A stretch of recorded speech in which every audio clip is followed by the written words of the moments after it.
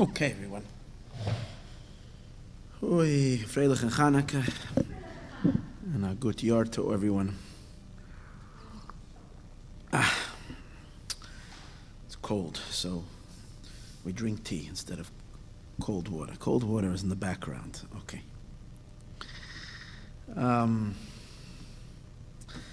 So it's Parshas Mikeitz Chanukah, and it's also Parshas Mikeitz. We always learn about Chanukah. Tonight I'd like to learn a mimer on Parshas Mikeitz.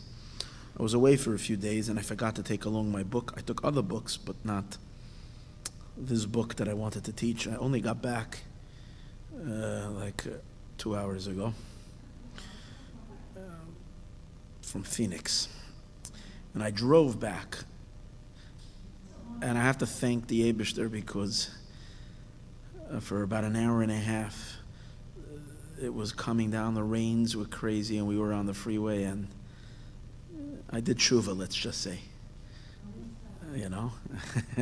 I wanted to be here on time to be able to prepare the shiur, but on the other hand, it was raining cats and dogs, and the freeways are scary when it's raining like that, especially when you brake. When you brake and you feel the car, you're not fully in control, and you feel a slide. So I'm happy, Baruch Hashem, we got past the rains, and then the sky was just awesomely spectacular. Just because you had the clean air and every color in the sky as the sun was setting as we were driving, and the snow on the mountains were fresh snow. It was unbelievable. This last stretch on the 10 freeway, when the sun was setting, was really nice. In any case, what that just did is that I didn't even know which mimer I was going to teach until after I got back, and then I had to light Hanukkah candles, so I didn't get a chance to learn this properly. And it's a short discourse from the Alter Rebbe. It's from the earlier years.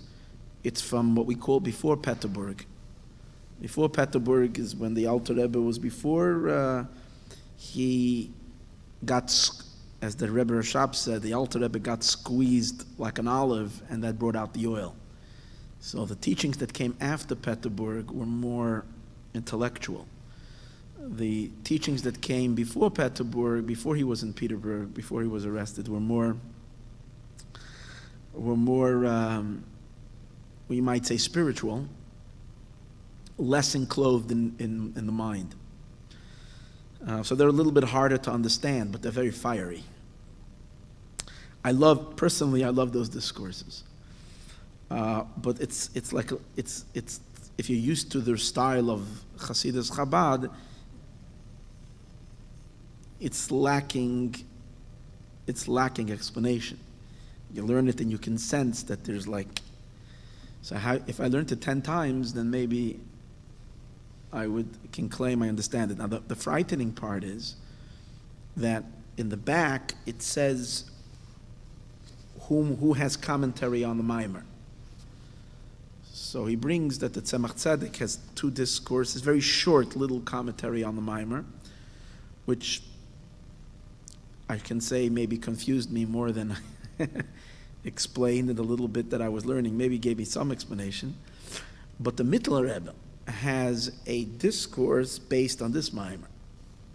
Here it's 1.5 pages. The Mittler Rebbe has 30 pages on this discourse. And I only managed to skim a little bit, enough to know that I don't understand anything. So it's very humbling. But on the other hand, as we've had in the past, I do see one thing. The mimer is a gem of a gem. You can see it that I got out of it.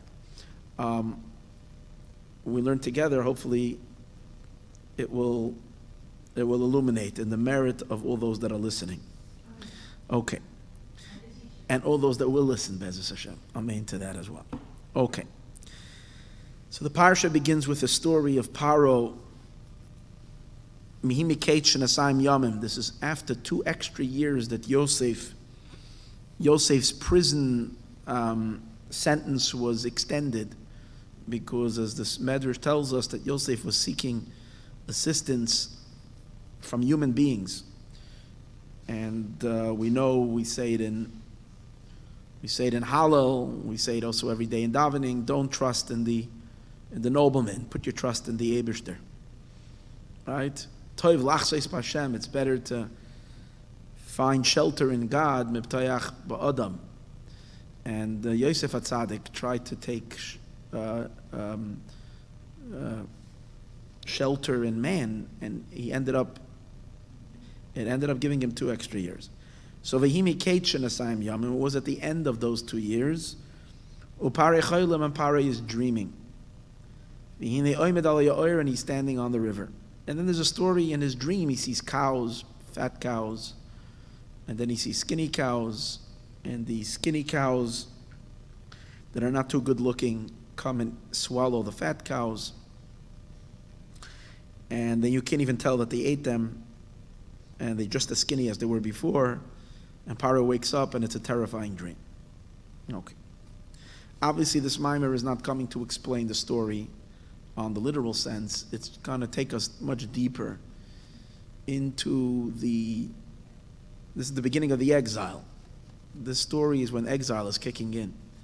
So it's coming to show on a certain state of mind, a certain state of being, in which, even though we're spiritual, the Alter Rebbe is going to show us a state where one can be pretty advanced in their spiritual service, but they're in a dreamlike state. And that's really the exile. For a much deeper experience of Galus, it's not the Kazakhs, and it's not the other persecutions or the other problems that we have, which of course are a derivative of exile. The real pnimius of exile is that we don't experience God the way we should. We don't experience our connection, our relationship with the Eibishter is very superficial. And that's a dreamlike state, as explained in many Memorim. When a person is dreaming,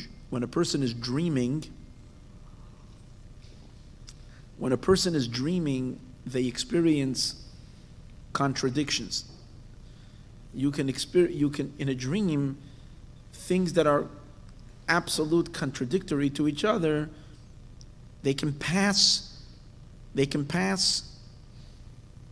your screen or filter in a dream. When you're awake, the mind would immediately say, hey, this doesn't make any sense. So you would sort it out and say, this is like ridiculous, can't be. But when you're dreaming, the mind is kind of like confused and the filter isn't up. So things that are totally opposites from each other can coexist. So the Alter Rebbe explains in other Memorim, not over here, not in this Mimer, but in other Memorim, that Golus is such a state because we can learn, we can daven, we can even experience love and fear of the Eibishter during davening. We can experience the 7 holy emotions, which are the 7 fat cows. Hear that? We can experience the 7 holy emotions, which are the 7 fat, good-looking cows, and experience intense love and awe of God. And an hour later, the 7 skinny cows, which are the 7 unholy emotions, can completely annihilate that entire experience that we had in prayer, holiness, and can swallow it up, and then we wonder, had we ever davened? And that's the contradiction. A person can love God and love the world. And I mean love the world not in a holy way. Loving the world in a holy way means you love the world, you want to do good to people, you want to help people. When I say love the world means you love yourself and the world tastes good. That's what I mean, love the world. That kind of thing doesn't work together with loving Hashem. When you love the Eibishter, you want to get close to God, you want to do His will. And if 20 minutes later you're back to deeply, chas v'shalom, a person is back into one's own desires and cravings for fulfilling one's own immediate gratification, that doesn't sit well with loving the Eibishter. In the time of the Beis HaMikdash, it didn't happen. When you loved God, you were done. There were no more material loves. You loved Hashem. And from your love of Hashem, that's how you loved humanity. That's how you loved your family. That's how you loved your friends. It was all a holy, spiritual, godly love. And it was selfless. The love of the neshama. And then that was it. That was the experience when the Beis HaMikdash is standing, because we're in a wakeful state. We're not in a state of sleeping. We're not in a dream. But when we come back after Mashiach comes, it says we're going to look back and we say, Yinu k'cholmim, we were dreamers. Which means our entire godly experience, our entire religious experience or spiritual experience is all in a dreamlike state. And that's the idea that the 7 cows, the 7 skinny cows, can swallow the 7 fat cows in a state where you don't even realize that how did this happen to me? A few hours ago, I thought I was so spiritual. I thought I've reached a point where all my desire and want is only to cleave to God. And now I fell for just any type of temptation, and it completely ate me up. And what happened? That's the idea. So here he's not going to talk so much on the idea of dreaming, but he's going to look at the word choylem. And I'm just going to give away the whole mimer right at the beginning.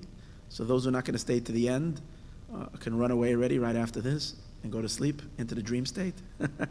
So the mimer says, Upare choylem. Para is going to explain. But mimer is gewaldig. Again, I told you I don't understand the word in the mimer, but still, it's still gewaldig, even the not understanding. Paroi means, from Lashon, the Zohar says Paroi is Lashon Espruyimene. Lashon, the revelation. When something bursts open, it's called Paro. Para means to expose, to reveal. Something that's concealed and to reveal it. So the Zohar says the levels of the divine, that is Espruyimene, where it blasts open and it's revealed. So that in this mimer is going to explain that Paroi in our neshama means the godly revelations that we experience in davening, or the godly revelations that we experience in davening and through Torah learning. The problem is when that Paroi is only choylem. Choylem not meaning a dream. Choylem is one of the nekudas of the aleph of the nekudas. You have a kamatz, which is on the bottom. A patach is also a line, and a choylem is a dot on the top. The problem is when your entire spirituality is a tiny dot above your head. That's called choylem. When paroi, the revelations of davening, choylem, any kind of godly revelation doesn't permeate, doesn't saturate, it doesn't fill you from head to toe. It gets stuck as a tiny little point on top of your head. It remains a choylem on the top of your head. That's a state, and that's a dreamlike state. It goes in. That's when you're dreaming. Because even if at the time from being it like really, really captures you, you get really excited, and it is, but it's choylem. It's only up there. It has to like come down and fill you. By the time of Galus, this is that Inyan. And he's going to explain what causes parei choylem. What causes parei choylem is Mikeitz shenasayim yamim. If chas v'shalom a person has an end, Mikeitz means an end, a person cuts off shenasayim yamim, the 2 days. And he's going to explain what means those 2 days.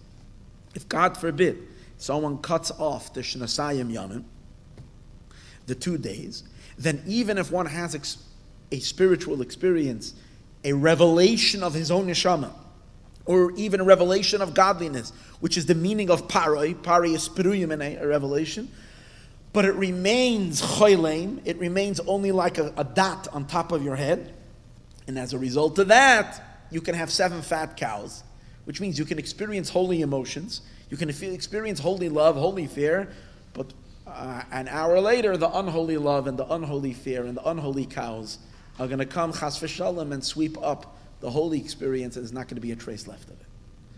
So the secret is to maintain the shnasayim yamim. If you maintain shnasayim yamim, the 2 years, which we're going to see what that means, that part I'm not giving away.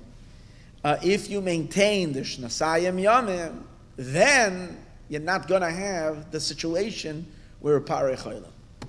That's the mimer in a nutshell. What are the shnasayim yamim, and what does this all mean? For that we have a page and a half of Chassidus to learn. Let's go. It says in the pasuk, "V'zois lifnim Yisroel." There's a pasuk in Rus. "V'zois lifnim Yisroel" means that this is the minhag amongst the Jewish people. V'zois, and this was lifnim. This was an old pnimius diga minhag, of an internal minhag by the Jewish people that they would. This was the custom that they used to do. But there is a deeper meaning in the words "v'zois lefnim Yisroel," which means that the Torah is called zois. V'zos HaTorah. We say it when we pick up the Sefer Torah, always we say V'zois HaTorah, and this is the Torah. And Zois Chanukah is coming. Zois, Chazal say, Zos is always, see, I didn't know why this mimer comes out of Chanukah, now you gave it to me. Because by Chanukah we also say Zois Chanukah. But Chazal say, Ein Zois Ela Torah. That Zos is only Torah. So you have to say Zois Chanukah is related to Torah. The Gemara says in Masechtas Avodah Zarah, Zois is always Torah. There's also an interesting Medrash Chazal. It says, Yavai Zeh. The Zeh should come. Who's that Zeh? That's Moshe Rabbeinu, who's called Ki Zeh Moshe Ha'ish. He's Zeh. And V'yakabel Zois. And he should receive Zos, which is the Torah, which is called Zois. Moshe Rabbeinu is Zeh. He should receive the Torah that's called Zois, V'zois HaTorah. And from who? From the Eibishter, who's called Zeh. Like it says, Zeh Keli V'yan Ve'yu. And he should deliver it to who? For who? To the Jewish people that are called Zu. Am Zu. It says in the Pasuk, Am Zu Yatzarti. This nation I created, Tehilasa Yisaperu. They should relate my Tehillas. So the Medrash is playing with the Zois, Zeh, Zu, Zeh, Zois, and Zu, which are all. Why? Because Kedusha is the real existence. So the Eibishter is Zeh. It's a real entity. You can put your finger. It's a real Metzias. Zois. This is Moshe Rabbeinu. Zois. Kedusha is called Zois. Zeh, Zois. In any case. But it says in the Pasuk, if we say Ein Zois Ela Torah, and it says V'zois Lifnim Bi Yisroel, so what does it mean? It means that Zois, the Torah, Lifanim, is in the pnimius of Yisroel, of the Jewish people. That Torah is not just an abstract entity. It's a reality, an objective reality that exists, and we study it, we learn it, we probe it. No, the Torah is inside of us. Zois Lifanim Bi Yisroel. The Torah is the pnimius, is inside, is embedded in the Jewish people. Ve'ein zois ala Torah. Kinei zois ha-Torah. So now he explains that's what it means. V'zois lefanim b'Yisrael. Kinei zois ha-Torah, because this Torah yeshnoi, it exists b'pechenes pnimius, in a pnimiistic way. Shall kol nefesh mi-Yisrael. And in every Jewish neshama there is the Torah. Ki yesh l'chol nefesh, because there is to every nefesh, to every single yid, b'chenes pnimius u'b'chenes chitzonius. And every neshama and every single Jew, there is the pnimius, the inner. And as we know, pnimius goes deeper and deeper and deeper. So there's pnimius to pnimius and pnimius to pnimius. But akapanim, there is two general ideas. There is the sasim, the concealed element of the Jew, and there is the chitzonius, the external. And the reason for that is because that's the way the trio that exists, which are the Eibishter, the Jewish people, and the Torah, which are all three unified and geknippt einer zum zweiten, deeply bonded and attached one to the other. So the Zohar says, Yisroel v'Raisa v'Kutsha b'Richu, Kul Achad, they're all one. And the Zohar says, Klas Ksharin, there are three bonds, three entities that bond one with each other. Yisroel v'Raisa b'Kutsha b'Richu, and the Torah is connected to the Eibishter, and the Jewish people bond to the Torah. And the Zohar says, V'kulam sasim v'galia, and all three of them have a stima, have a sasim, and have a galia. That means in the Eibishter there is the pnimius of the Eibishter. That means God, as He is beyond any kind of sphera, attribute, manifestation. The pnimius of the Eibishter, where we say there's no thought that can grasp Him, undefined by any kind of definition, nothing. That's the pnimius. And then there's the chitzonius of the Eibishter. What's the chitzonius of the Eibishter? The Eibishter comes in an image of a person. Adam, like we always speak that whenever who was it, Yecheskel, when he saw the chariot, he saw the muskamare Adam, he saw the image of a man. What's the man? Those are the spheroids, the attributes. So attributes are already chitzonius. It's the Eibishter choosing to manifest and reveal Himself through chachma, through bina, through spheroids and attributes. So that's chitzonius. Or we might say like this sometimes, we might call it Pnimius is the oiros, the lights, and the chitzainis are the kalim, the vessels. Kalim that give definition and so on. That's by Eibishter. Okay? And by Yidden, it's the same, and by Torah, it's the same thing. The Torah has the chitzainis of the Torah. What's the chitzainis of the Torah? The nigla of the Torah, the revealed part of the Torah, the halachos and so forth. Then there is the pnimius of Torah, the godlier side of Torah. By the way, this week's shiur, Monday night, I didn't give it on Monday, I wasn't here on Monday, but I gave it on Sunday, so it's online. It's called Essential Oils. And the subtitle is Can We Drink It Too? And the answer that is that today's days we're supposed to drink the oil. For thousands of years we couldn't drink the oil. We can only look at it. You can't touch the oil. You can just look at it. But now we can drink the oil. That's Pnimius HaTorah that was revealed through Chassidus. Al Kopanim, we had a long discussion on this idea that the Torah has its nigla, it's revealed, and it's Pnimius. And as we're going to see in the Maimer over here, he's going to speak that in Torah itself, there's Pnimius and Pnimius Sheba Pnimius. He's generally going to divide the Torah into 4 parts. Even just Torah Shebiksav. Even just Chumash. There's 4 parts of the Torah. There is a story that you read, the letters, that's the Oisiyos. There is the letters. And then there is the Tagin. There are the crowns on the letters. So that's already, we all appreciate and understand that we don't know what those crowns are saying. And when you learn Rambam and he tells you that there has to be, it goes through the whole Sefer Torah and it tells you which pay, this parsha, there's 3 pays and the pays need to have 3, this pay has 3 crowns on the top, and this one has 2, and this one doesn't have any, and this one has 4, and so on and so forth. Anybody has any idea? Rabbi Akiva with darshan halachos, learning out from the crowns, from the tagin that there are on the oisiyos. So you see that these tagin are less revealed than the oisiyos. It's a secret code. It's saying something, but it's a much higher darga. It's a more pnimius estate. But then there's also nekudais.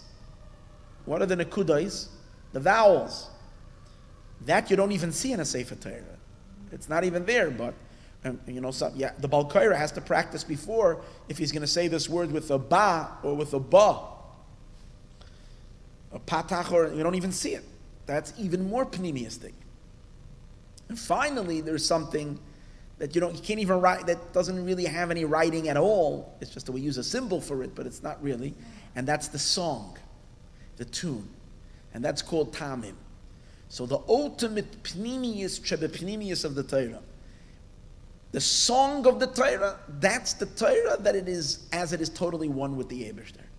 Torah as it is completely, as he's going to learn, we're going to see later in the Maimer, the Eibishter's delight.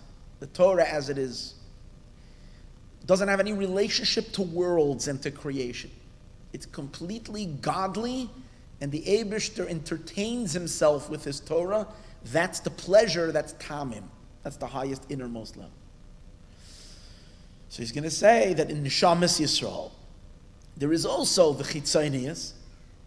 That's where the Jew's neshama comes in a more fixed fashion.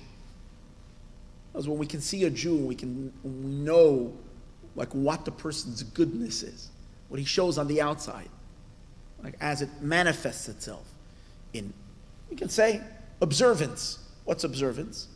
You're doing Jewish things. Tonight, on Chanukah, you lit your menorah. You lit your menorah. So it came into a fixed action that's revealed. Everybody can see it. And even if a person is a motivated Jew, an excited Jew, if you're an excited Jew, if you're a driven Jew, sometimes we get to meet a Jew who's really passionate in his Yiddishkeit. He's really fired up. He lights the menorah, he makes a bracha, he's like, you can tell, you can see there is excitement there. So the excitement, the emotions are also called nigla, the revealed part of the Jew. Because it's usually, if you're excited, excitement is infectious. It spills out onto the outside. Because it's bubbly. Emotions are bubbly. They excite, there's fervor, there's fire. But then there is the deep knowledge that this person has. Their mental attachment to the Eibishter. How they know God and how they attach to the Eibishter. That's hidden. The moichin are hidden. The more pneumistic level, the more pneumistic level. And then there is, in the moichin itself, there is the deep, deep pleasure and the deep desire that's hidden in the intellect. And even deeper, it's the deepest pleasure that the Yid has in Eibishter. No one sees that on the outside. It's the innermost. It corresponds to the innermost of the Torah, where the Torah is the Eibishter's pleasure. So what do you have over here? 3 entities, all of them have Galia v'Sasim, revealed and Pnimius. And generally, when you learn Pnimius Torah, it connects your Pnimius Aneshama to the Pnimius of the Eibishter, to the Pnimius of God. And the Chitzonius of Torah connect your Chitzonius, your behavior, to the external of the Eibishter through doing what the Torah says needs to be done. So, Al Kapon. So what he established so far is there is Pnimius and there is Chitzonius.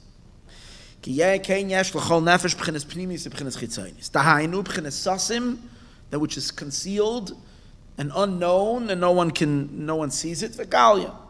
Just like the Eibishter is hidden and the Eibishter is revealed. Meaning there is a concealed side to God, and there is a more revealed side to the Eibishter. So the same is also in the Torah, there is a revealed and a concealed. The Kach Yisroel, and the same is also amongst the Jewish people, there is a more revealed and there is a concealed. Now he's going to show you what is the Sasim by the Jew. The innermost of the Chabad, the Chachma bin Adas of a person's neshama, a person's wisdom, understanding, and knowledge, which you don't see on the outside. That's in one's godly soul. That's something that's not apparent to the eye.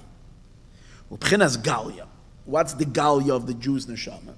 Is the more chitzonius departure by. Which is love and fear. Now let's understand something. As I mentioned earlier, all these madregas, chitzonius and pnimius, they're multi-layered. Because I'll give you an example. What's the most chitzonius of a person? His actions. His guf, obviously, but that's what action is. Action is you're doing something with your guf. So the guf is the most chitzonius. Dibur, speech, is also chitzonius, because if you're going to speak, you're going to hear it. But the machshava that's inside that dibur, you see someone making a bracha, you see someone davening. What do you see?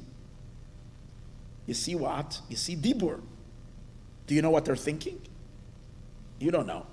Could be they're having kavanah.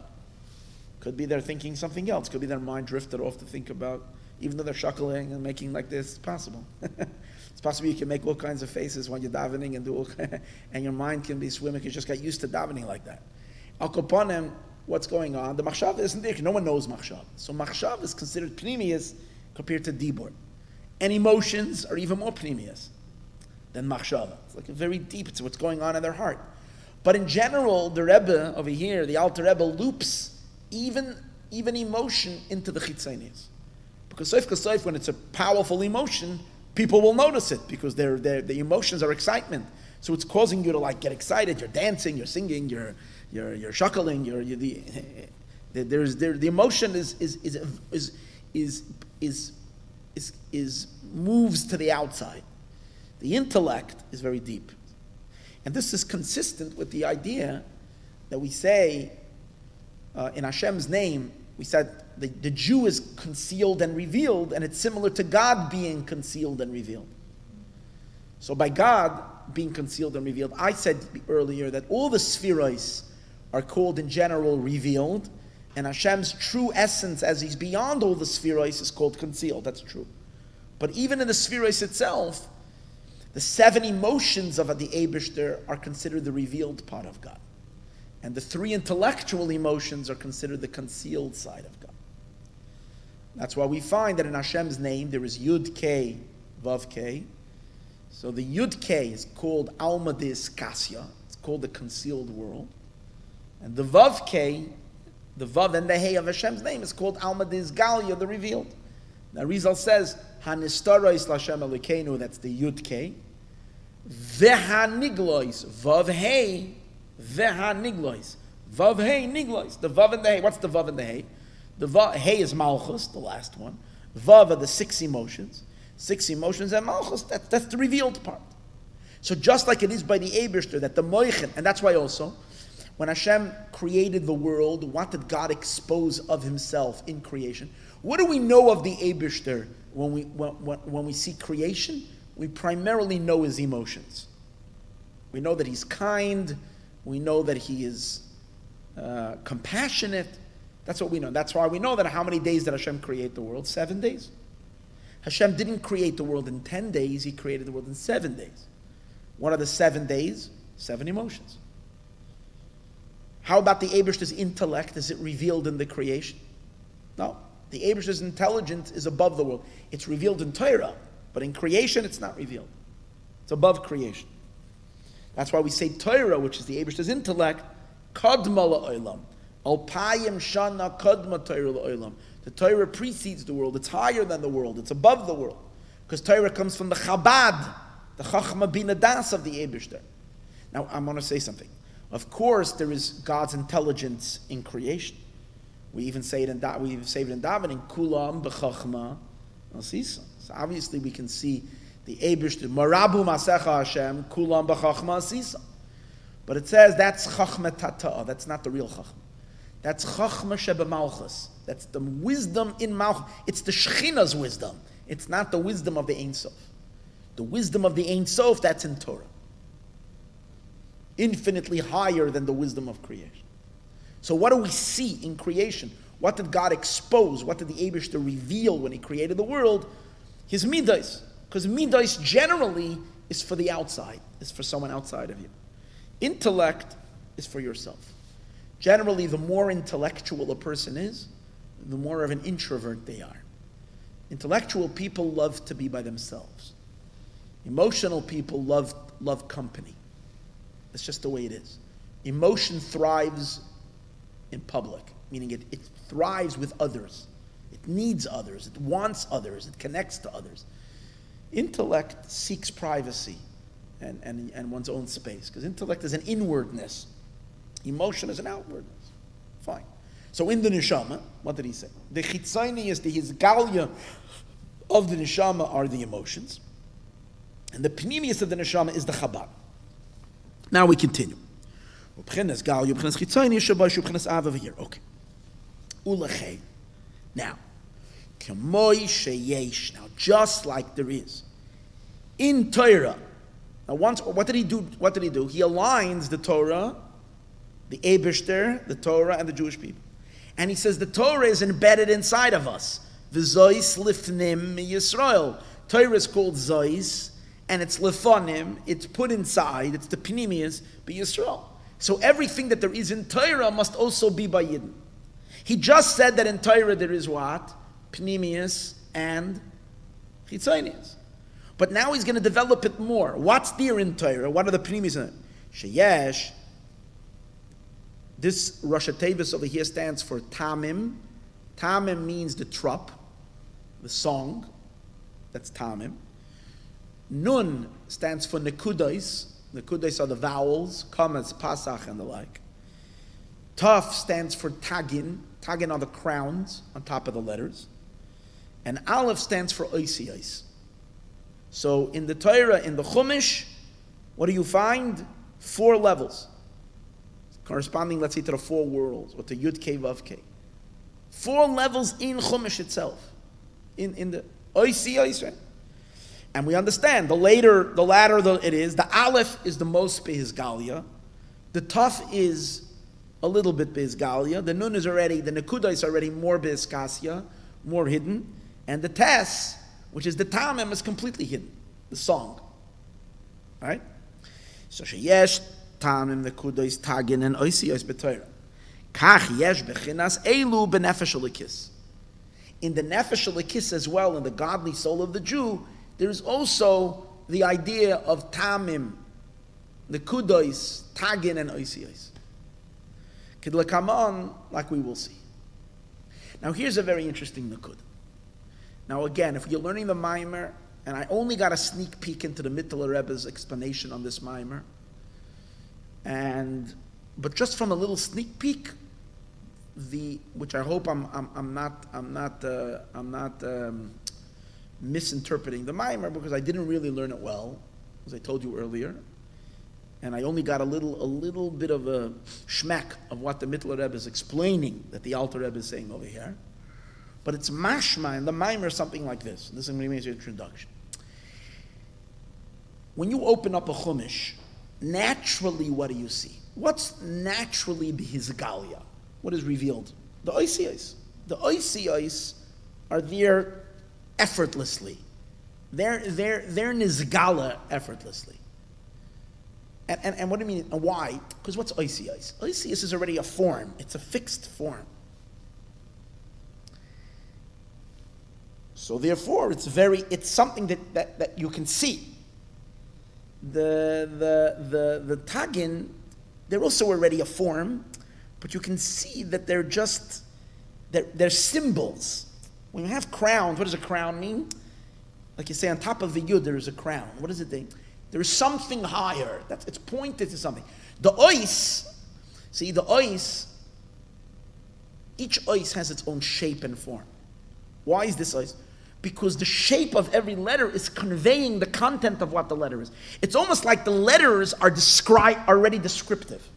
When you're seeing an aleph is an aleph. What do I mean by that?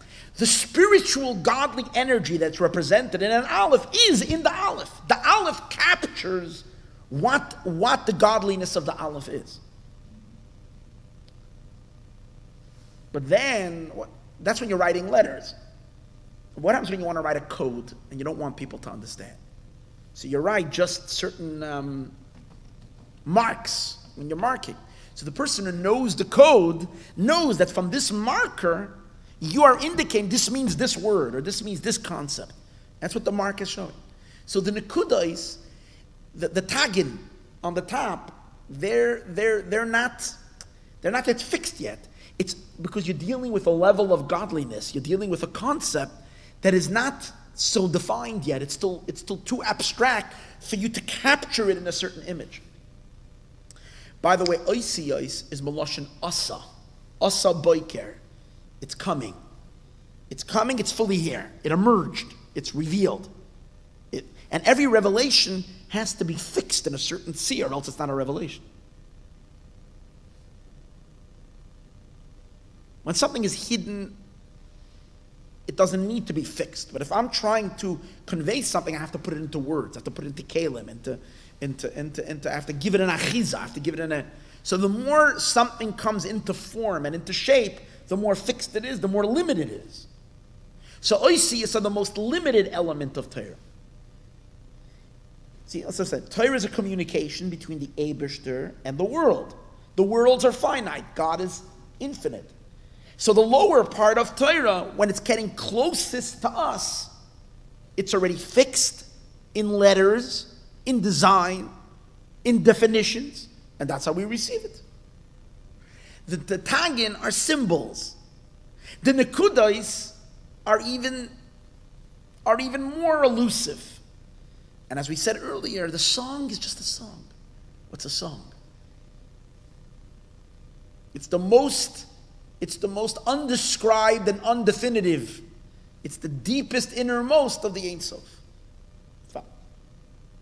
So he's going up. So now, once we have that idea, so we understand like this. If we say inside our nefesh, inside our soul, we also have oisiyos, tagin, nekudos, and tamim. So we know that the real secret of our neshama, what's the real secret of our soul? Is our deepest pleasure, our deepest song. And if we can only know the song of our soul, what's the song of our soul? It's a deep, deep hidden pleasure that our neshama delights in God, that we don't understand, that we don't appreciate, and we never feel. It is so deep, it is so high. And maybe we have a moment in our life that we're lucky that the deepest secret of our neshama opens up to us, and we can sense that pleasure and that unbelievable thrill in the Ein Sof. That's the oisi. But again, it's like a moment, and then you don't know what it is. It's like because it's not. Oh, the oisi of our neshama, however, is the part of our neshama that naturally reveals itself. Is naturally revealed. So he's going to now in the Maimer explain that there's two levels of revelation. There is one reveals itself from your neshama effortlessly, meaning this is the, or with the least amount of effort, the oisiyos of your neshama. Let me pull back a moment. Just like we understand that when it comes to learning Torah, what is available to everybody? What can everybody learn? The letters, everybody can learn. That's Bizgalit. It doesn't take much. You have to learn it. You have to get it. But even with effort, what do you learn? Most people only get the letters. Then there's Rabbi Akiva, who was able to crack the code of the crowns. And you go higher and higher and higher. The Arizal, Chveis, I don't know, or Shimon Bar Yochai, I don't know. Those, and maybe Rabbi Akiva too, but that's not what he revealed. Was to be able to experience the it says, when is the song of Torah really going to be revealed? The Tamei Torah has never been revealed yet. When Mashiach will come, that's called Yeshakeinim in Shikais Pihu, that the Eibishter is going to kiss us with the kiss of his mouth. Rashi says he's going to reveal to us in the end of days the Tamei Torah, the secret, the song of Torah. That's Olam Haba. That's the future world. That no one has ever seen that. Ayin lo re'asa lekim zelosecha. That's God's pleasure. Like we learned last week. It fits together what we learned last week. Shalom Rav lo'ayavay seresecha. That a creation should be able to feel the pleasure the Eibishter has from the mitzvah. It's this idea. It's the future. This has never been revealed. So just like it is in Torah, we understand, the deeper, the higher, for that to be revealed takes extraordinary effort. But yet, that's the kavanah. The kavanah is, the intention is, when the Eibishter gave us the Torah, what was his intention? The Eibishter's intention was that we should only see the letters. That's not what he wanted. God wanted to communicate to us, not dry halachis. The Eibishter wanted to communicate to us his inner pleasure, his inner delight. By the way, the luchais, the first pair of luchais that we had was taka that way. It was fully revealed from the pnimiyas shebepnimiyas. That's why the luchais didn't have any back. It was all front. Front means pnimiyas. The pnimiyas, the song was not concealed by the nakut. The way it works now, I'll give it in human soul, in human experience. Let me show it to you. You have pleasure. Your deepest pleasure, you don't even know what it is. It's so hidden, it's so private, it's so essential that you're not even conscious of it. But from those deep, undefinable or unconscious pleasures come deep, essential desires that you have. You have a desire. Desire is concealing what? And you feel the desire, you might not feel the pleasure. But you know that inside that desire is a pleasure. Like Chassidus says that every single person has a deep pleasure in having a home, having a house. A deep sensation in having a home. Having your place, that's your home. But you don't always feel that pleasure, but the one thing you do feel is you feel a desire to have a home. You don't necessarily feel the pleasure in it. So the desire covers and obscures the pleasure. And then the pleasure, and then a lot of times you have desires and you don't want to be a meshugana, you want to be a total nutcase. So you want to rationalize your desires. The real reason why you have the desires is much deeper than any kind of rationalization. But you rationalize, which means you give intellectual reasoning for why you have this desire. And to the point that you yourself can buy it. You yourself can start convincing yourself that the reason why you have this desire is because so and so. So again, the intellect, which is the chitzonius, is covering the desire and obscuring it. And then from the intellect comes the emotions, and love comes thought and speech and action and so forth. And to an outsider, what do they see? They see you're behaving in a strange way. They see your actions, that's all they see. They see your actions. They don't see the underlying. So you see, the natural course of things is that the chitzonius, the fixed, defined externalities conceal and obscure and hide the pneumius, the innermost, the inner energy, the inner light from revealing itself. But the chidush and the whole purpose of creation, the Eibishter created the world, is that the layers should become transparent. The layers should become transparent. That in the final stage of action should be fully revealed the inner pneumius of the Eibishter's kavanah and intention and pleasure of God. That should reveal itself. For example, when Mashiach will come, in physical bodies, we will experience that pleasure. So that's the intention. But what comes out from this? What comes out from this is that there's two levels. There is the natural state of what reveals itself. In that state, what reveals itself is only chitzonius, is only external.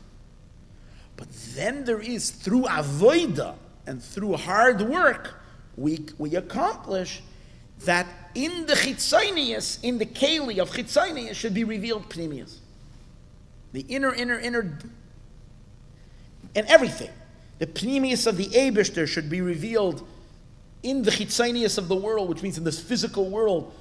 Atzmus himself, God's very essence, should be revealed. The pneumius of the Jew, the deepest pleasure of the Jew, should be fully revealed in every action of a mitzvah that you do. Imagine being able to do a mitzvah, and in that action, daily activity of all the daily activities that we do, whether it's putting on tzitzis, tefillin, making a bracha, washing negelvasser, saying Shema, whatever it is, doing a favor for another person, it should be fully expressive of who we are at our essence, at our core. It should be without any blockages. Now there's a lot of blockages. It should flow from the essence out into action. And the same as in Torah, we should see the inner delight of Torah. In every halacha of Torah, we should see God's infinite pleasure and personal delight that He has in it. That's the kavanah. But there's two levels. There is the way things are on their own, and then there is the way things are through avodah. So this is what he says over here. Now, Vayehee k'moi sheyesh par. Now, suddenly, he showed you there is levels and levels of pneumius and chitzonius in your neshama, pneumius and chitzonius in Torah, pneumius and chitzonius innermost and external in Eibishter, in God. Now suddenly he drops Parai into the picture. Again, that's why I say the mimer is very cryptic. It's a very cryptic mimer. Suddenly, how does Parai get in over here? Because how did we begin the mimer? What does the mimer begin with? Parai dreaming. After 2 years, Parai chaylam, Parai is dreaming. Now you need to know something like this, the Alter Rebbe says. Just like there is a klipa, there is an unholy pharaoh, there is a paro in klipa, a dark paro who bathes in Jewish blood. So we're talking about a real monster. You should know that Parai, the concept of Parai, exists also in holiness. Here he says, in the neshama there is Parai. Be'etzem, in the entire realm of Kedusha, there is the Indian of Parai. What's Parai? Parai is Malchus of every Sphira, is the Parai of the Sphira. What's Malchus? Malchus is revelation. Malchus peh. Malchus is the mouth. So that's why it says that the level where godliness, where Elokus becomes openly revealed, until the Eibishter talks, until speech, until there is communication, I have no idea what's going on. But then, if you talk, then you spill the beans. especially if what you spoke is something very private, something that generally is unknowable. And then suddenly there was a pare moment. The person drank a little bit, and they wasn't careful, and they faparoid. That's the idea. They spilled it. It came spilling out. That's the idea generally of pare. Ispruyemene. It opened up. So we say generally the malchus of every level is the pare, because malchus is ispruye. It speaks. It reveals. But there's two levels in pare, and that's what I was saying to you earlier. There is a level of pari that's naturally revealed, and that's the chitzonius of the chitzonius. And from that level is dangerous, because negative things can come. Because you wonder, you're going to ask right away a question, hold it, this whole thing doesn't make any sense. This whole thing is so crazy. Well, why is it so crazy? Because how Paro is like, who's like, Paro lived a few thousand years ago, and it's hard for us to associate what kind of fellow we're dealing with. We're talking about like a Hitler, okay, chas v'sholem. I mean, but yeah, that's what he did. He built Jewish babies into the wall. So he's a Hitler. With Hitler, we can understand how because it's fresh. So we look at Paro. So how does a guy like that, what does he have to do with Kedusha, with holiness? How can we say that thing exists in Kedusha? And the answer is, because of Paro in Kedusha, eventually, after a gazillion levels, will emerge the Paro of the unholy. It's not like it's just we're pointing to two entities that are unrelated. Then why were you both calling them Paro? It's because the Paro of Kedusha gives rise eventually through a shviras hakelim, through a shattering of vessels, eventually will give rise to the evil Paro. Why? Because here's the thing. Because when holiness, see, every time you're bringing something to revelation, there is always a possibility for eventual corruption. That's why, people of the olden days, our parents, grandparents, great-grandparents, there was one thing they all had in common. Everything always had to be a secret. Couldn't say anything. Don't say. You can say, someone does that. Why? There's a concept called ayin hara. There's always this concept, like once something is revealed, something bad can happen. All good things, right? You always have to keep everything a secret. No one is allowed to know anything. Because when there is pari is a spruya. When there is revelation, eventually can come pari,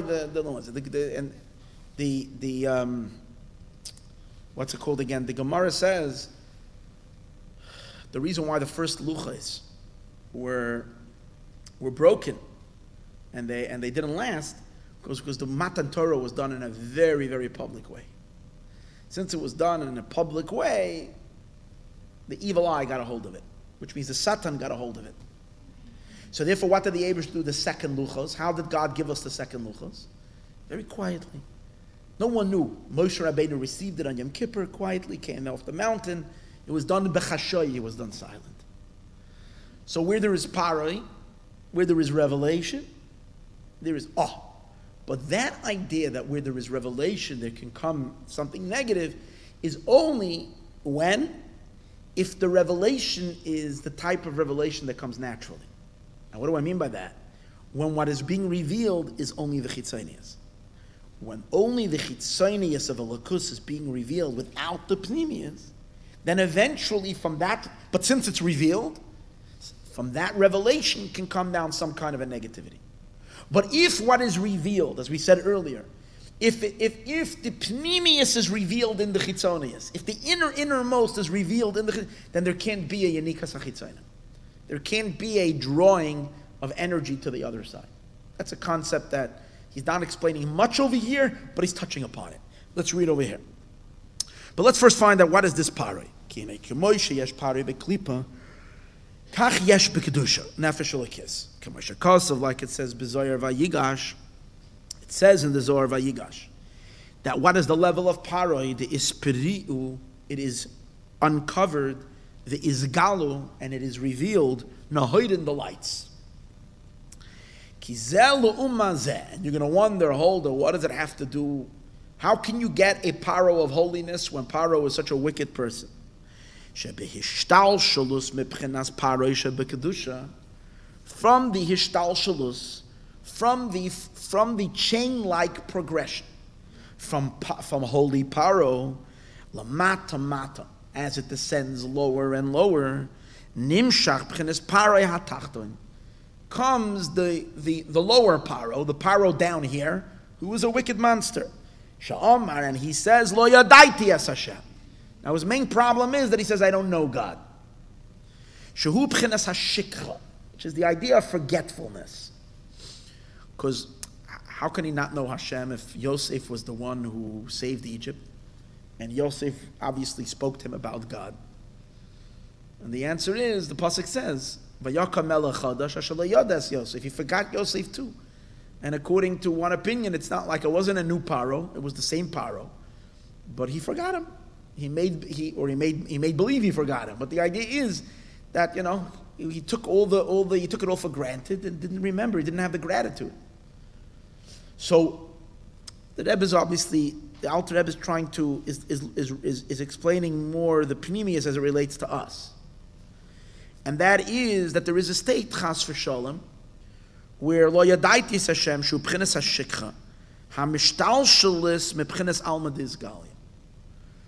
When alma dizgalia, what's alma dizgalia? Paro is called alma dizgalia. Paro is called the revealed world. Paro is called, that's what we translated. What's paro mean? Paro means isperuye, that which is revealed. Shemebchinas alma dizgalia parei de kedusha, from parei de kedusha, Kamashakasav, like it says, Ragleho Yaredes Mother. So let me go back a minute to maybe understand this a little bit. It says about the Shechina. Shechina is paro. What do I mean by that? Because Shechina is the level of Malchus. And what's Malchus? Revelation. Shechina is revealing. What did we say earlier? What's the regular level of revelation? What's the regular level of revelation? The regular level of revelation is just ice, just words, just letters. The pnimius shebepnimius doesn't get communicated, is not revealed. So that's why it says about the Shechina that her feet, which means as the Shechina reveals godliness into the world. When the Shechina reveals godliness, how is the Shechina revealing godliness? Into fixed creations. Because the Shechina is creating a fixed, limited, defined world. Once the Shekhinah is creating a very fixed, definitive, limited, defined world, what can happen? So you're losing touch with the power of the Ein Sof. Because what you're seeing already is a world with fixed laws of nature, with fixed systems. Eventually you come to a place where the creations forget God, forget the source, forget the Ein Sof. See, if you're not dealing with Shekhinah, you still feel the what's the right word? The fluidity? That the word I'm looking for? The fluidity of the Ein Sof. Everything is possible. Until the Shekhinah starts talking and starts creating fixed universes with fixed laws and customs and fixed systems, with things operate in such definitive ways. So then it almost seems like what? You don't see the ayin, the Ein Sof, that which is the impossible. Because things are being mishtalshal one from the other. There's a system of evolution. Things are evolving one from the other.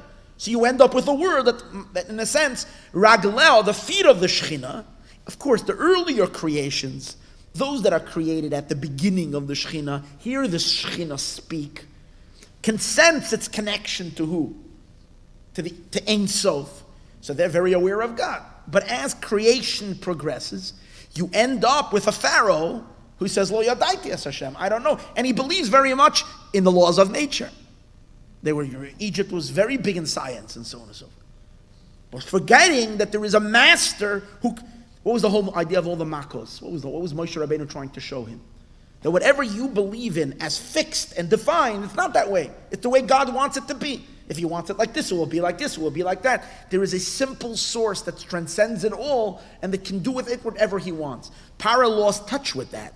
The reason why he lost touch with that is because the way the Eibishter created the world is through the Shechina Alma Dizgalia, which once things come Lidei is Galia to revelation. How is it coming in revelation? Only the chitzonius, which is what?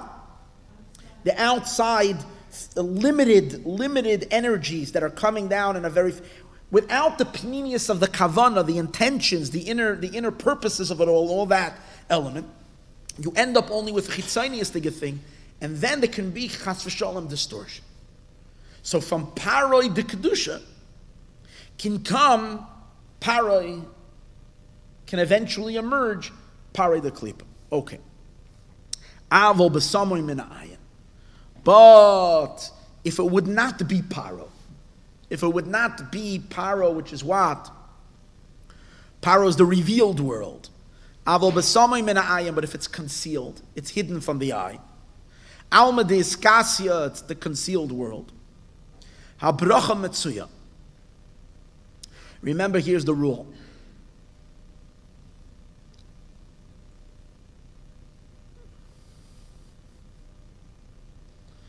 Why is it that we say? Why is it that we say that? Why is it that, as we go back to our parents, that they always wanted everything to be kept quiet? What? When you don't see something, when it's not seen, it can increase. Why? Because the energy that's still concealed is not defined by once something is revealed, then this is what it is. But when the energy is still in its intention, over there it doesn't. So in everything it's that way. We can put things in the revealed world, or we can keep things in the concealed world. When we keep things in the concealed worlds, we're attaching it to a level of the divine which is not yet spoken. And if it's not yet spoken, it's not yet fixed. And if it's not yet fixed, there's no limit to it. The limitations come from when it's put into the world of Isgalia, to the world of revelation.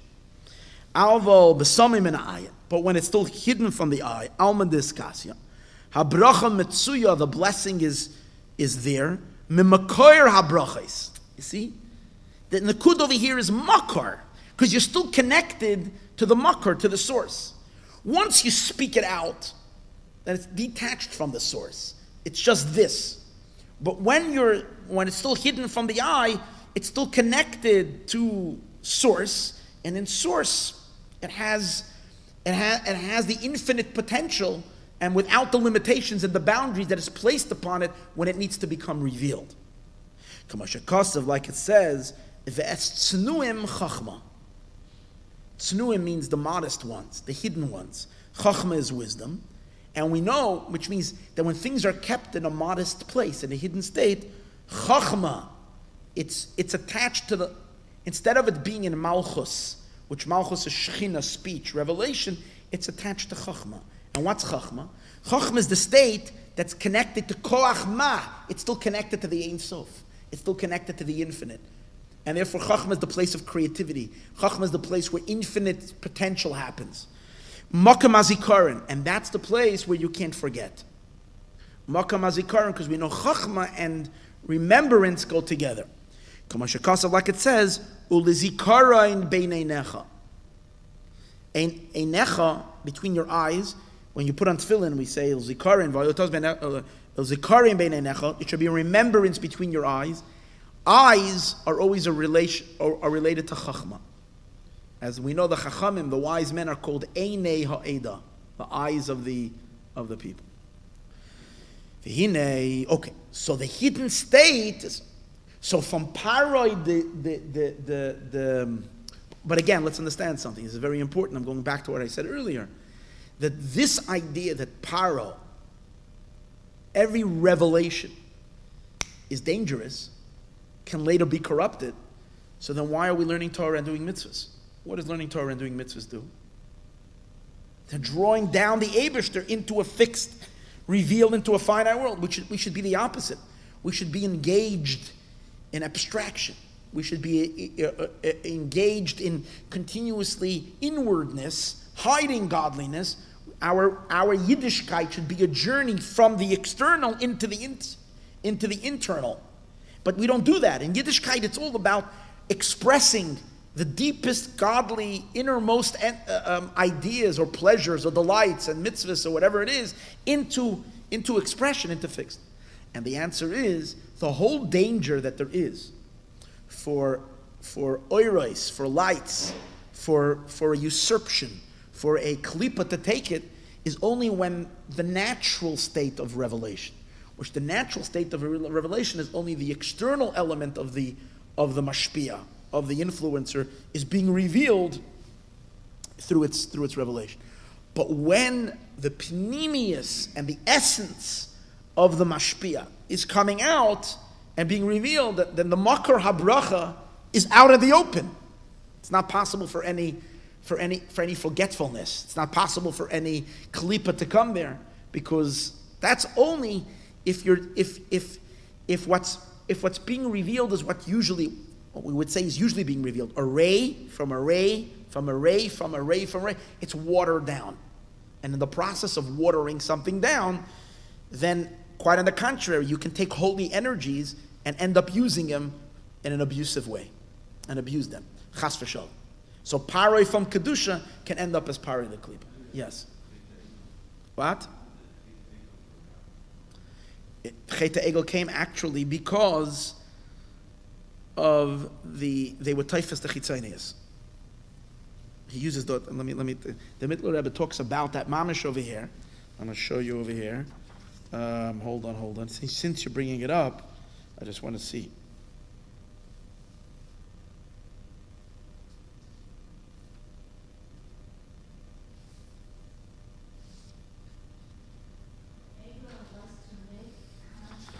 Yeah, it was a form of concreteness without.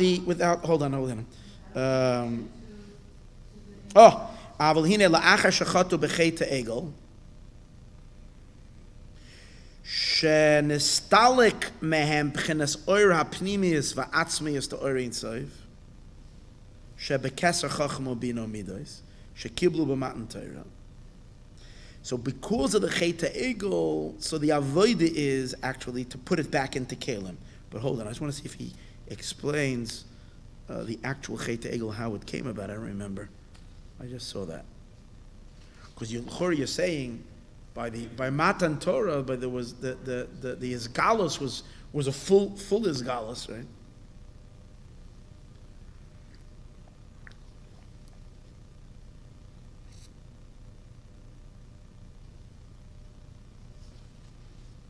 Okay, we're going to check it up soon because I can't find it right now.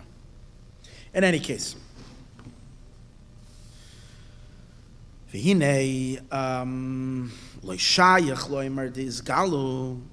now, it's not possible to say it was revealed. So here in the next piece, as he's continuing, he's now going to introduce. So let me put it this way. If we, in our own neshama, in our own soul, if we're kind of in our Yiddishkeit, obviously we have a holy neshama. And our holy neshama is enclosed in our animal soul and in our body. And without effort, even without much effort, you will have some isgalia, you'll have some paro from your nefesh alikis. That's the idea that when you become bar mitzvah, your nefesh alikis fully enters. That means naturally you're going to have some communication coming from your godly soul. But here's the idea. That can be very dangerous. Because as we know, if you don't really grab hold of your soul and open it up deeply, and you just allow the neshama's natural influence in the body without an intensification of pumping out the pnimius of your neshama, so then what can happen is you might be better off not even having a soul to begin with. Because a person that has an animal soul without a godly soul can only do so much corruption. That's why we know that the Jews can do levels of Jews, chas v'shalom, can cause problems in the world much more than anybody else. And that's because of when the neshama, when the nefesh of the kids gets dragged into the opposite, into the unholy, it empowers with powers that's much, much, much stronger than an animal soul would have on its own, than with that which a klipa soul will have on its own. Because it's gnashing on something godly, it's gnashing on something divine. That's your natural paro. Your natural paro is what is trickling automatically from the soul. But then there is what you want to do, and that is that you want to really tear your soul open. That means you want to pull away the chitzonius. And that's why Chassidus is here, to introduce you to much deeper language, to much deeper understanding, to the innermost of the Torah. Help you pull forth the deepest innermost of your nefesh, of your neshama. And then, when that is bihizgalia, so what happens is, there's no shikha. Then the body can't use the neshama for chas v'shalom bad. Quite on the contrary, the soul is able to master the animal consciousness and use the animal and the body for the service of the divine. What?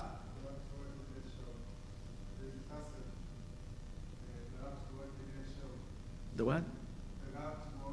Oh yeah, Rav Tuas Yagir Shah, that's right. So it's mainly when you get the animal soul involved.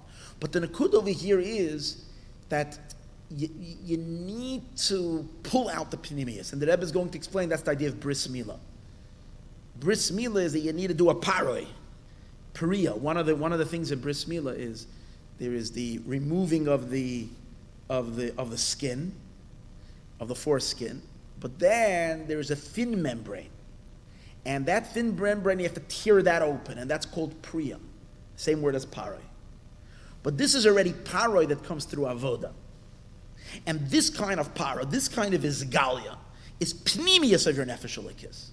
And this brings Lamaila above too for the pnimius of Elikus to be revealed. This kind of is of in other words, remember we said earlier, there is in Torah, there is tamim, nekudais, tagin, and oisias. The natural thing that reveals itself automatically is oisias. But if you work hard, you tear open the Torah, chas v'shalom. I don't mean tearing it physically.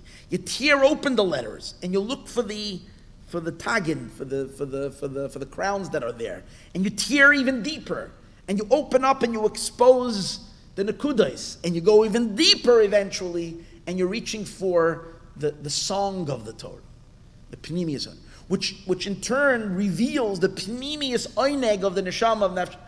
That's called also parai. But that's ispruyemene. It's not rays of the neshama. See, there is the natural revelation of the neshama, which is ziv, the ziv of the neshama, the oir of the neshama. You don't want the ziv of the neshama. You want the etzem neshama being revealed, and that's all of Yiddishkeit, to reveal the essence of Elikus, of the Eibishter, essence of Torah, essence of the neshama. This is the higher parai, as we're going to see. So now, v'hinei lo shayach lo imedi is galu. It's not shayach to say really. The word is galu, revealed. Ela metoich michzeh. You say isperuyemene, it's revealed from him. In real meaning, it has to be something first covered, and then from its concealment it was revealed. Shahoy aleim betchila, that it had first.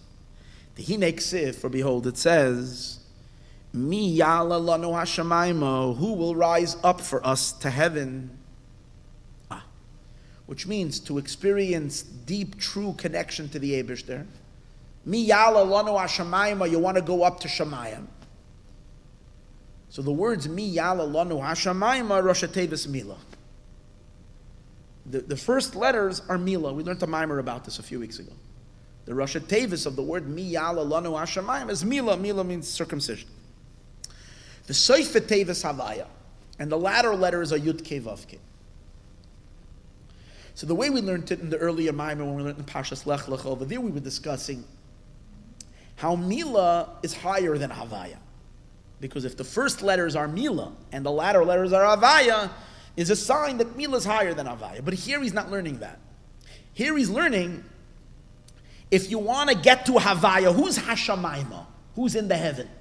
You want to get to Yud Kei Vav Kei, Hashamayma. Remember in that Maayon we learned that there is Shamayim and there is Shemei Shamayim. You want to get to Havaya, Yud Kei Vav Kei. And he's going to say in a moment, Yud Kei Vav Kei as it is beyond all letters, the essence of Yud Kei Vav Kei. You need to have first the Mila. Which is what? Removing the Chitzanias. In order that Oyer Havaya, the light of the Yud Kei Vav Kei, should shine upon us, Bizgalos, V'loi B'tzir Oisiyos Lavad, which is really interesting. It's lashon I've never seen in Chassidus before.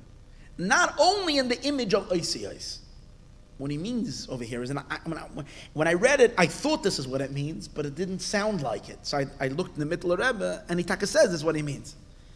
Many people believe that when it says Shavisi Hashem Lanegdi Samid, it means that you should always have in front of your eyes the image of Yud Kei Vav Kei. And it says so in Sfarim too. Try to picture in front of your face the Yud Kei Vav Kei. Always try to have those letters in front of your eyes. You have God in front of your eyes. Yud Kei Vav Kei. But the Rebbe says over here, that's not the meaning of the Hizgalos of Havaya. Those are letters. You wanted the content of Yud Kei Vav Kei. You wanted the Orein Soif, the Eibishter himself, to reveal himself to your neshama. Not just his name, not letters. V'loi betzir oisi ois levad. Not the chitzonius, the name of it. Ki em b'oi mekamachshava. You want that in the depth of your thought. Be his boinenus, in contemplation. Muhus va'atzmos, the very, very substance and the very essence of Ani Avaya Loi Shanisi, of the Eibishter himself. I, God, have not changed. Sheyikva b'moichoy v'libon, that it should be etched in one's brain and in one's heart. Shehu b'chinas miyal elonu hashamayma, which is what it means. You're rising up to heaven. You're rising up to the Yizgalus, to the revelation of who? Of the Orein Soif. Shehu b'chinas hasages elokus. You want to really be able to grasp elokus getlichkeit. Tzarich mitchila b'chinas mila. So in order to get that,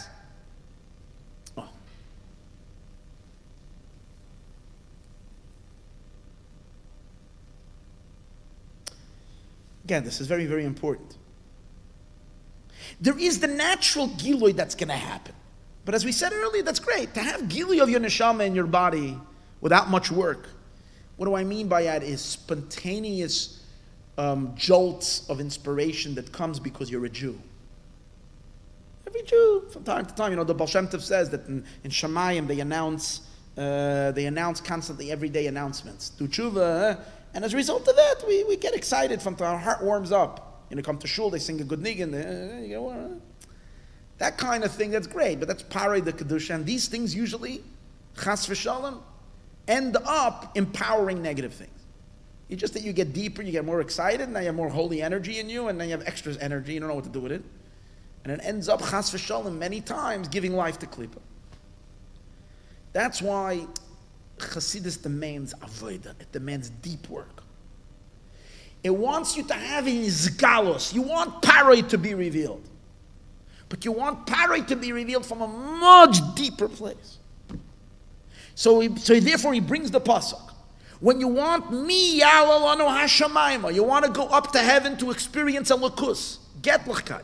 Not the letters. Again, he's going away from oisiyos. Not the letters of it, not the oisiyos of it, but the inner pnimius of it. How is that going to be revealed? Mila. It requires a circumcision. What's the circumcision? The circumcision is a person has to do tshuva on what? On all their attachments that they have. And b'chlal, this idea of bonding with Elokus, this whole idea of connection to Elokus is associated with Yesod, because Yesod means bonding. And in the Yesod, that's where you have Milah. Yesod is associated with the bris Milah. So that's where and the point over here is, you can't get to bond with God like in an intimacy. To bond with God, to make God real in your soul, to bond with Him, you have to pass through a certain cutting away. Without a circumcision, it doesn't work. And the Rebbe is going to explain now, there's two levels in that circumcision. One is the real coarse things in a person's life, which as long as a person is holding on to these things, you're not going to allow godliness to reveal himself in yourself. And then even permissible things that are not forbidden. Permissible things, but they also block. So as he says, B'chinas Milah ki yesh l'maylo, because above there is B'chinas avanei seichem mavdilim. Above, where you're trying to connect, Chas v'sholem, there is the idea that sins cause a blockage. V'tzarech lahasid hamoinim. You have to remove those that are blocking up there, the spiritual effects of our sins, Chas v'sholem, that create a blockage up there, not allowing Elokus to be revealed. That's in heaven. V'chein lamata b'nefesh ha'adam, in your own soul, the Aveira clogs the sensors of the neshama. Hine ksiv, it says in the pasuk, umal temes or las levavkem. One has to peel away, one has to circumcise the clogging of the heart. But even after one has cut away the orla, yesh oid b'chinas priya. There is another level of priya. Priya again is the same letters as paroi. What is that? Shu or dak. What's the priya? The priya is, there's halacha in Hilchas, in the halacha of Milah, of circumcision, as I mentioned earlier, that when you circumcise a baby, let's say, there is the outer skin, which is thicker, and then there is a very thin layer of skin that has to also be cut away. And the Chazal say, Mol v'loy para, if the mohel only does the Milah, and he didn't cut away the thinner membrane that's there, it's ki'ilu la'amal, it's as if he never did a Milah. So what does that mean? Spiritually, a person can realize, look at himself and say, these are certain things I do that are really, really not kosher. They're really against holiness. It's sinful. Things that are sins, I'm not going to do that. But one can give themselves a free license to have all kinds of indulgences of that which is permissible. Because if it's not against Torah. So the Rebbe says, very good. It's okay. It says if you're not seeking to bond with God. If you're seeking to bond with God, you have to drop all other attachments. That's what it is. Even that which is permissible in the Torah.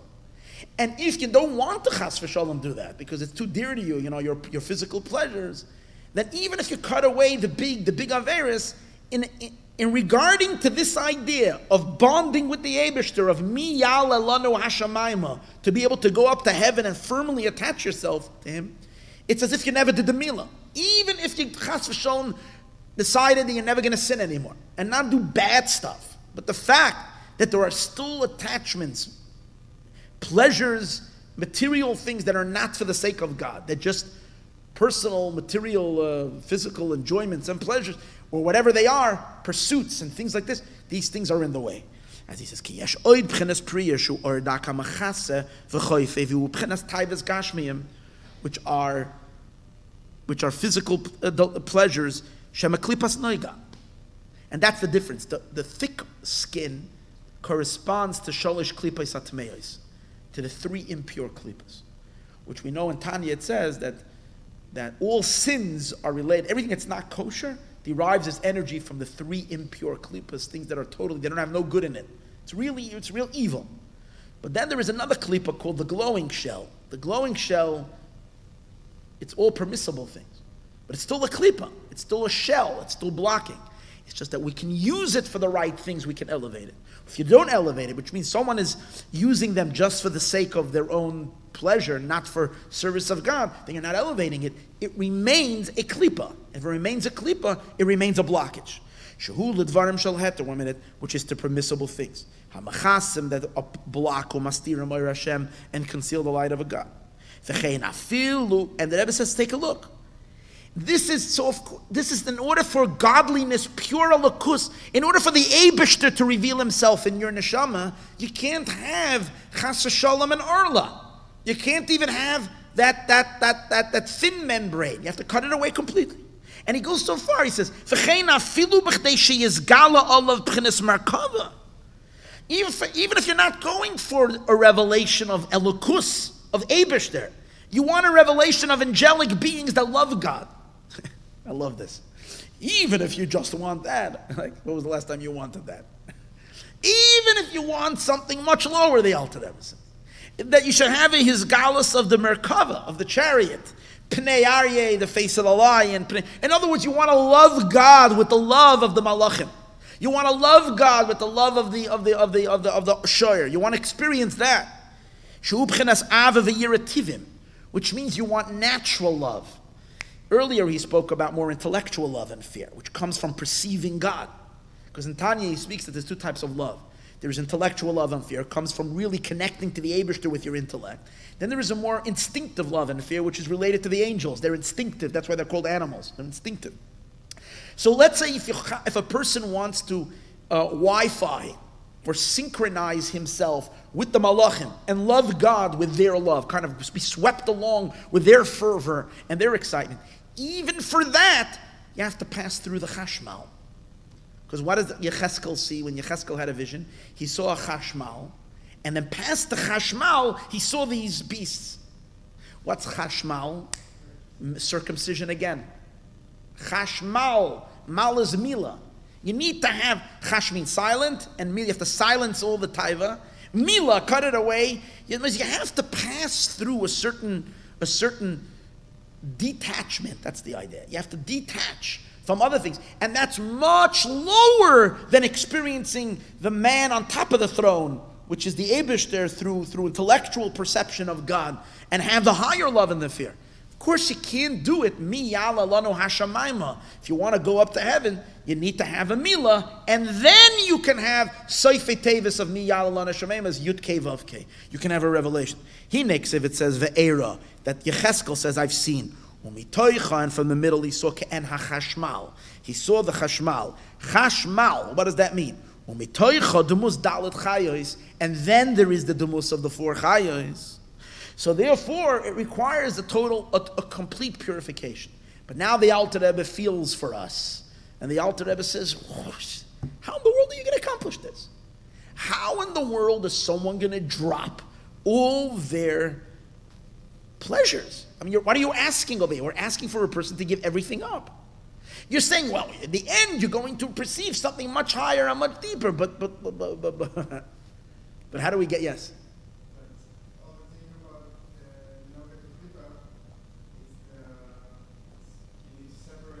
The good from the bad. Yeah, it's the one that's combined. So I would say you don't. No. So that's why when he's saying you don't, it's the taiva that you have to let go. The taiva meaning it's the lust for it that you have to let go, not the actual thing itself, because we're physical human beings and in order to live we need to partake in the physical thing, but without heat, without the excitement. Just to do it because we need to survive and we need to serve God. When we do it that way, then we're taking the good from the bad and we're dropping the yeah. I mean, you do it. Let's say you can do it with the Abba. Yeah. Like something. But on the other hand, you need to. I mean, it's a mitzvah to make a beautiful table for Shabbat. Yeah. So again, it's something that it's a desire. Then it's a mitzvah. On Shabbos, it's a mitzvah. That's right. And Shabbos, it says, Klippas Noga is elevated on its own. There's no Klippa in it. There's no Ra in it.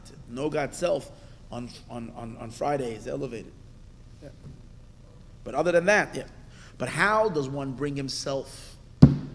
So again, so what do we need over here? In order for Pnimius of Elokus to reveal itself, which means you need Paro. Paro means revelation. But Paro also means peeling away. So this is a much deeper level of Paro. There is, as mentioned earlier, there is what naturally reveals itself. And then there is Piruye. Piruye means that something was concealed and it needs to be revealed. How do you do that? You do Priya. You have to pull away. So this is already someone who's engaging his nefesh alikis, his godly soul, trying to unearth much deeper dimensions of his neshama and also of God through stripping away everything else. But how do you come to that? So the Rebbe is going to add one more thing. He says paro is also the same letters as afar, earth, ha'afar, earth. It's when we have a tremendous sense of self-importance, that's when we can't let go of the things that make us feel good. But when we acknowledge the truth, that we're really, all we are is just a little bit of sand and dirt. So if that little bit of sand doesn't get whatever it wants, nishkeferlach. It's just that that's what the klipa does. The klipa creates within ourselves such a tremendous sense of self-importance, and that you think, it's like, it becomes like, it's the most important thing in the world that I should be happy. So who said it's so important that you should be happy? So I have to be happy. So is that? Okay, it's a mitzvah. Yeah, that's already mitzvah, the mitzvah to be happy. But I'm saying, it's like, I have to be satisfied. It's because klipa creates a sense of arrogance that I'm so important, and of course I have to really take care of myself. He says the advisable advice we say v'nafshi ka'afar la'koiltia, that my soul, I should experience myself like earth, like dirt. Ki paroi oisiyas ha'afar. See, we suddenly took. Couldn't call the Alter Rebbe over here in this mind. It gave Paroi such an elevation. You see, we're giving him all the. Paroi is the letters of ha'afar. Shal yadei yachaliyos pchenas paroi. You want to be able to have paroi. What's paroi?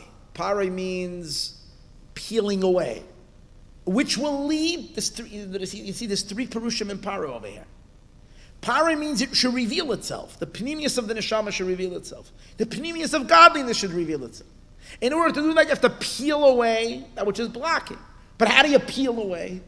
You don't take yourself so seriously. So that's bebchinas paroi sheyapare v'yegala hamechase hamichsa asha olav. In order that the person should be able to peel away the michsa, the cover that's on him.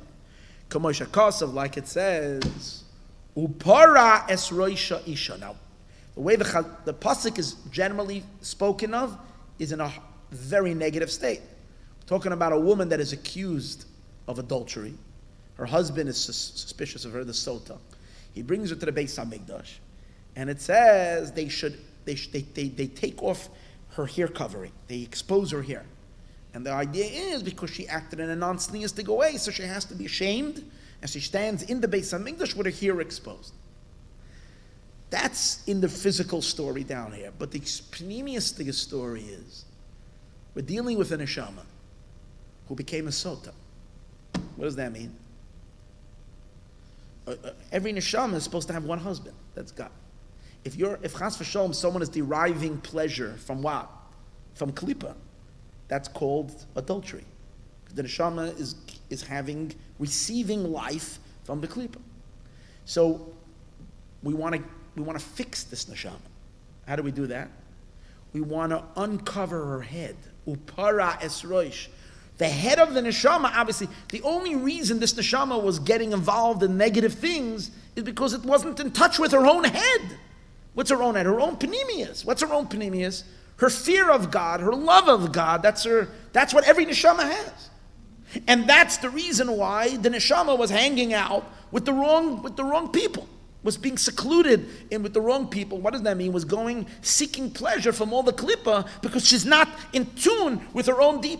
Uparas roisha isha. The Knesset Yisroel nikra isha yiras Hashem. Every single neshama is called, every single Jew is called isha yiras Hashem, a God-fearing woman. V'tzarech legalois oitzer shel yiras shamayim. We have to reveal it. But how are we going to reveal it? Al Yadei. So what was one of the things they did for the Saita? They took from the earth. He doesn't say it over here, but I'm associating Chura. How did you aparas Roisha Isha? How did you uncover the head of the woman? They took from the afar that's in the, and they put it in the water, which is the avoida of a neshama, v'nafshi ka'afar la'koil tir. Al yadei shemai meisem nafshoi ka'afar la'koil. It's this that a person places himself like earth. Al yadei zeh, through this yikra hamasach sha'olav, he can tear away that klippa that's upon him. Shu nimshach mebchinas gasis haruach. Says the Alter Rebbe finds the fault in this that a person is lusting, and this that a person is obsessed with his own pleasure. In one thing is that they're thick spirit, they're dense, they're too caught up in themselves. Shemachmas gasis ruchay, because of the density of one's own spirit. Shemachshiv es atzmoy leyesh v'dove b'fnei atzmoy. The person considers himself to be a yesh, to be something unto its own. Who mis'ava taiva. As a result of that, he feels that he should have all kinds of stuff that make him happy. V'chafetzu, and he wants very much sheyamala ritzaynai, that it should, what I want should be fulfilled. Why? Because I am. And if I want something, it's very important. V'tzarachi levatish kasas ruchay. So you need to deflate that sense of self-importance. Valderech zen, here the Rebbe says, reveals something amazing. The Alter Rebbe says, take a look. This is the whole reason why God constantly treats us to various different experiences that knock us down. Why do we constantly experience heartbreak? The Alter Rebbe says is because God knows that the best is when we don't have such an inflated sense of self. So when we're constantly accomplishing and we're doing and everything works the way we think, it creates this false sense of self-importance. And God forbid we become completely obsessed with self, and as a result of that, become completely disconnected from the Eibishter's truth. So God is constantly slapping us down. And every time we experience another heartbreak or another failure or another whatever, it crushes the ego. And the Rebbe says, we think it's punishment. It's absolutely not punishment. He says, because a good life, every Jew should have a good life. Every Jew should have a phenomenal life. And the biggest proof to that is Nebuchadnezzar walked 3 steps for God's honor, because they once sent him a messenger. He came to Nebuchadnezzar, and the messenger, what's it called again? Said, he sent a letter to the king of the Jewish people. He sent Nebuchadnezzar, before he was the ruler of the world, he was only a small king. He sent a letter to the king of Yehuda. And in the letter he wrote, Shalom Alecha, king of Yehuda, and then Shalom, the God of Israel. And then after he dispatched him, he realized, I should first greet God and then the king.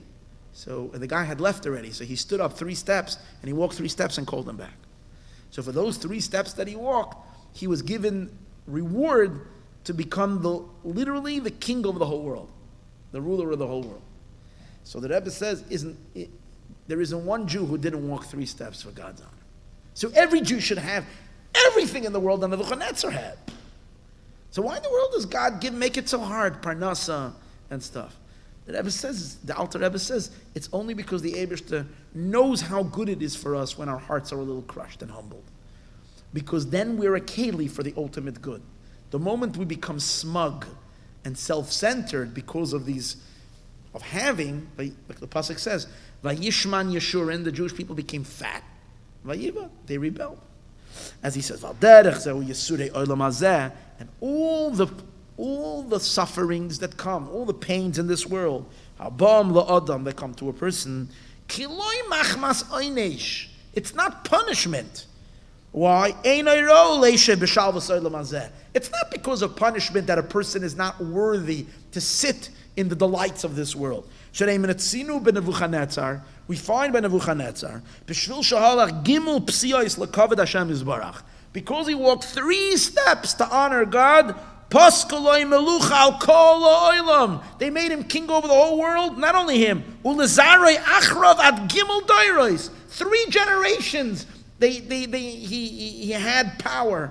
Nebuchadnezzar, his son and his grandson. In the Ein Lach Adam Yisroel, you don't have one person of the Jewish people that has not honored God. Every person goes to daven in shul. How many steps did he go? Anything we do. All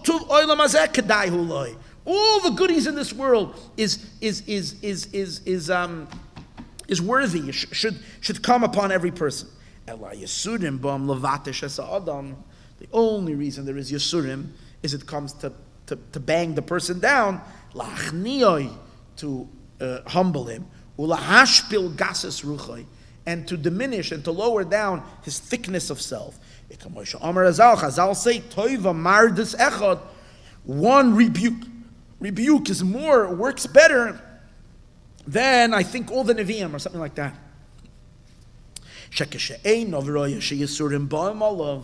Because when a person's eye sees that Yisurim, that suffering is coming upon him, nishpal datoi, a person's mind becomes lowly, v'nasa nichna, and a person becomes subservient. V'yakar be'enei Hashem, and that is precious in the eyes of the Eibishter. Liyos al yedei zeh b'chenes galos, because then the Eibishter can reveal himself to this person. B'chenas paroi, how can you have paroi? Let's take the word paroi, we rearrange the letters. Mina afar, from the earth, can come.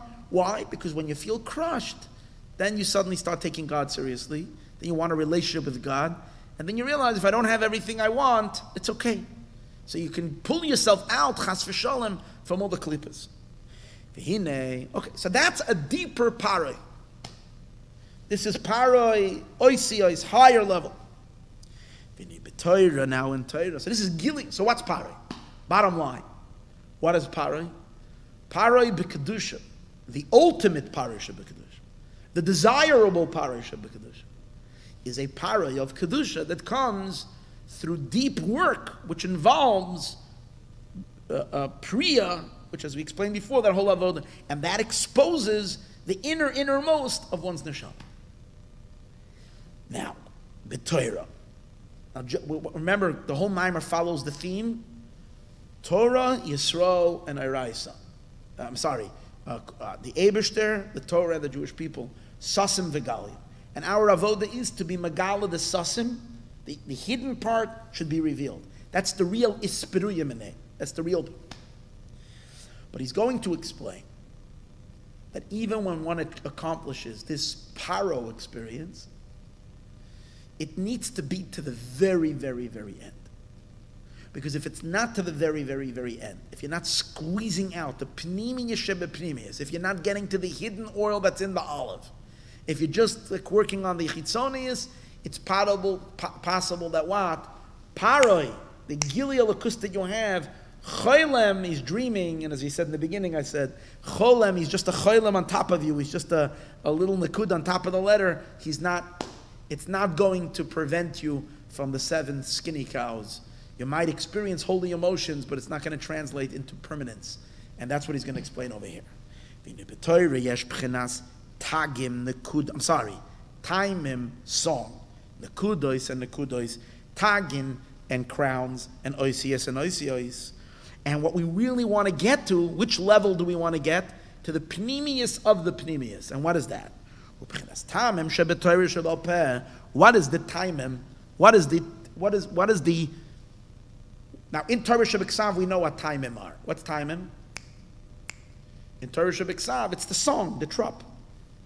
I mean, we don't know what it is, but we know there's a song. Pashta, whatever. But in Torah Shabbat Peh, what are the taimim? So it says it's the song that you're singing when you're learning. And really, it's not just, of course, people always wonder, like, how come when you go into yeshiva, guys are sitting in koil and these guys are singing all the time? They're learning and they're singing. Because a Jew sings when he learns. And that's really the deepest Torah, is the singing. But the pnimius is that the Torah should really be your song. It should really be your song. But meaning your inner delight. It's the inner song. It's your inner pleasure. Yes. Which story? I mean, like a song. Mm-hmm. It's give another Oh yeah. It actually explains the story better when you have the timing. Yeah, but in Torah Shabbat Peh, what is that? Because in Torah Shabbat Peh, you don't have in the Mishnah, you don't have the timing. But it says Ubalayla, and by night, Shira imi, sing with me. And the Nakud over here is Shira, the song, which are the timim. Shebchines Hashira va'atamim, the Shira and the song. Shehem bchines hanigin, that's the song. Hu imi, that's with me. The song of the learning is deeper than the learning itself. Is the song of the learning. Why? Because Shira imi, with the song, you're with me. Obir inyanu. And what's the explanation? Like it says, Zemira Isaya lichu kecha bebeis megurai. David HaMelech said that your chukim, your Torah is songs, was songs to me. David HaMelech says it's a song to me, your Torah. Bebeis megurai means in the house of my fear. To understand this, Eichem Zemiros. And the Pashtus, it means that when David HaMelech was being pursued and persecuted by everybody, he had a very, very, very, very, very difficult and harsh life. David HaMelech comforted and consoled himself by the fact that he was studying Torah. And he said, the only thing that kept me was your Torah, which was my song. But it says that David HaMelech was punished for that. And Hashem said to him, you call my Torah a song? That's all my Torah is it's a song? And Hashem punished him that he forgot. He forgot Torah because he called it a song. What did he forget? He forgot that you're supposed to carry the Aron on the shoulder. And what happened was when they were bringing the Aron from the Pelishtim, after the Aron was taken in captivity and then they got it back, they put it on a wagon. And as a result of that, it looked like the Aron was going to fall off the wagon, and someone jumped to protect it, and as he touched the Aron, he died. And David HaMelech felt it was his fault. And it says, why did David forget this, that you have to carry it? Was because he called the Torah a song. So how does that work? And what's wrong? Isn't the Torah a song? More than that, we're learning the highest part of the Torah is the song. First of all, why is it a song? Why was he punished? Chazal also say something else. I think it says it regards to David HaMelech, where he had so much enemies, and the sages say that the advice was, instead of doing battle with them, Hashkem v'harev aleim lebeis hamedrash. Rise early when you're dealing with enemies and those that are trying to whatever.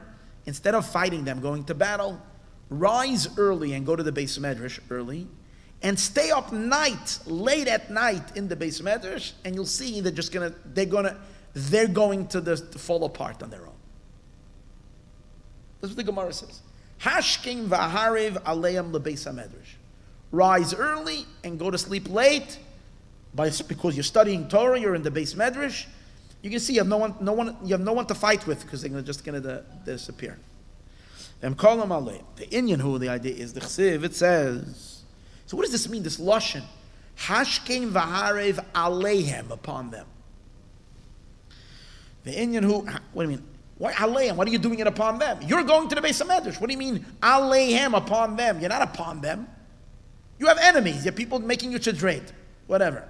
So how by you going early to the Beis Knesset or going late? I'm not asking the mystical. What does it mean? Hashkem aleihem, upon them. What is that? The Indian who, and the idea is as follows. The Chsiv says in the pasuk, Rabbois asisa, you've done great things. There's a pasuk in Tehillim. Rabbois, great things asisa, you have done. Ata Hashem Elokai, you God, my God, Nifloisecha, your wonders, Umachshevesecha, and your thoughts, Eleinu is to us. Ein Reichalecha, there's no comparison to you, no one can compare to you. Agida v'adabera, if I have to relate it and I have to say it, Atzmu Mesaper, it's too much to relate. Simply, David HaMelech is saying, God, you're unbelievable. I can't even relate your wonders. It's like you're beyond. It's too much if we were to say here. So let's understand that. In this pasuk, David HaMelech is capturing something very, very, very powerful. Basically, the whole theme of what we discussed earlier. There is chitzonius and there is pnimius. The whole world, creation on its own, is chitzonius. What does the Eibishter give creation? Naturally. What does the Eibishter give creation? Malchus, speech. Asara mamaris nivra olam. Right? They're on. Asara mamaris nivra. The Eibishter creates the world with speech. It's peruya. The natural state that flows to the creation is paro. But what kind of paro? Paro that later creates that other paro. It's a very chitzoniistic type of hamshacha. Asara mamaris. That's all that there is. Our avodah, however, is the Jewish people through Torah and mitzvahs, where mamshach, the pnimius of Elokus, is peruyim enei kol nahorin, the essence of Eibishter of Elokus is being revealed. It's all in this pasuk. Where do you see it? It says like this. Or Bir HaKosim, an explanation of the pasuk is like this. Rabbi Sasisa, much you have done. Pirush Rabbi's kol davar, it is great. Kol davar shuhu rav va'atzom. Everything that is great and powerful. God, magnificent. Supernal worlds. Hagdoilois v'noirois. All these supernal, they're so great, they're so incredibly awesome. Asisa b'pchenas asiya gashmis. And you created all these magnificent worlds, but they are all what? Preliminary stages for the evolving order until we get down to what? What's the final product? The final product is the physical universe. Okay, so the Eibishter emanates worlds, spiritual worlds, so on and so forth. Gewalt, rabbis, they're ginormous. But Asisa, where does it get down to? The Alter Rebbe says Asisa. It gets down to the world of Asiya. It emerges from cause to effect. B'madreigos, rabbis, v'shoinos, many, many levels. Kamoisha Amar b'pasuk, like it says in the pasuk, Agida v'adabeira atzma mesaper. If I want to relate the entire Seder Ishtalshalos, if I want to relate the entire order of progressive worlds as they emerge, one world from the other, too much to relate. We can't even count the stars in the galaxy in here, let alone to be able to enumerate the entire spiritual descent of worlds upon worlds upon worlds and a world, and it goes on with an endless chain. Otzma mesaper, we can't relate it. Until the physical world came into being. Like it says, the Goyim say, they're wondering, where is God?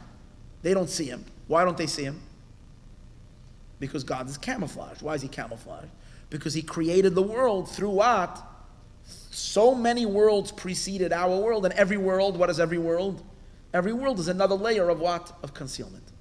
And therefore, the Eibishter remains in a state of aye. Aye means, where is he? Shehu b'chenas aye, shehu muvdal u'mechusa. God is separated and hidden. V'rachik mehem, he's distant from them. Through what? The Eibishter, to the creation, the Eibishter is what? Removed. Why is he removed from them? Like it says, Ram al kol goyim. The Eibishter is Ram. Ram meaning exalted, far, distant. Because basically, what he's saying is, how far is it from God to our physical universe? How far is it? It's a never-ending chain of worlds, where every world is concealing on what was before. Remember we spoke earlier? Speech covers thought. Thought speech covers emotion. Emotion covers intellect. Intellect covers desire. Desire covers pleasure. That's just 5 levels, but each level, worlds upon worlds upon worlds, where each one covers the other. And what's being revealed from place to place? Only the chitzonius is fine. V'lo yadu v'lo yavinu, so they don't see and they don't understand. Ki kol asher chafetz Hashem asa, that all that God desires He makes. Shenishtalshel, that really, what's the power in all these worlds? What's the power really? Hashem's desire. That's really there, embedded and hidden in everything. So where is God? The Eibishter is literally in every leaf that's moving, in every wind that's blowing, in the sun that's rising, and in the storm that's coming, in the waves that are crashing. Because what? It's only His desire. It's coming through a gazillion garments. But He's controlling all these garments until the very, very, very last thing. But they're just camouflaging. They're all creating, all these systems are systems that are blocking, but it's all His desire that is involved in every little nuance in all of creation. Fine. Kol kach at shehu b'asiyah gashmis. It's His desire as He comes down all the way down into physical asiyah. V'kol kach, but why did the Eibishter do this? Why did the Eibishter create such an endless system of concealments until He creates the physical world? What does God have from it? Okay, He created a world, we have a good time. We're here, we're having a great time. There's all kinds of pleasures and delight, and it's like fantastic. What does God have from it? One thing. His whole interest is nifla'oisecha, 3 words in the pasuk. Nifla'oisecha, your wonders, umachshaveisecha, and your thoughts, eleinu, to us. God wanted to communicate through this endless chain of descending worlds. He wanted to take His deepest, innermost self, His innermost delights and pleasures, and translate it into a language down here in our physical world, and we should be able to bond with Him, we the Jewish people. So the whole process of, look at what David HaMelech says, Rabbi Sasisa, Ata Hashem. But, what was the point? Ata Hashem Elokai. You, God, you want to be my God. V'kol kach lama. And why all of this? Kedei sheyia Hashem Elokai. That the Eibishter should be our God. Elokai sheli. He wanted to be my God. Al yedei. How is He going to be my God? If He is so distant and removed? No. To the rest of the world, He is a gazillion. Aye, where is He? Aye, He's far. But to us, God is so intimate. Because guess, you know where He's intimate? Open up a Rambam and God is intimate. In every halacha, Hashem is sharing His most deepest intimate secrets with us. In every halacha of Torah, of every pasuk. We don't see the depth of it. We don't see the godly secret in it. But this basically, God is spilling everything out to us. See, He's spilling His guts out to us, but that's what He is. He's giving us His everything. Al yedei ki nifla'oisecha machshaveisecha. His nifla'os and His thoughts, eleinu, is to us. And that's how He's going to be. Ata Elokai. He's going to be, you want to be Hashem Elokai, my God. Why? Ki araisa mechachma nafkes. He's going to explain how the two lashonos, nifla'oisecha umachshaveisecha. Machshava means chachma. Machshava is thought, and many times in Zohar, machshava is associated with chachma.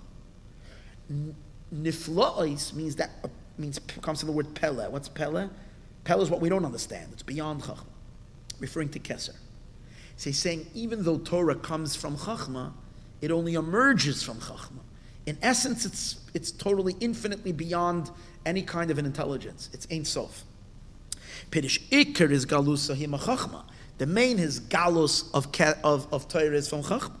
Avo be'emes, but in truth, uritzayin shal makim. It is the ratzain of the Eibishter. V'hu v'ritzayin echad, and He and His will are totally one. V'zeh nifla isecha. Your wonders, mashuhu mufla umuvdal, that which is separated and removed, umuchusa and concealed, she'ein boy hasaga klal, which is there's no hasaga, there's no grasp at all. Pele elyon, the supernal pele, that's one level.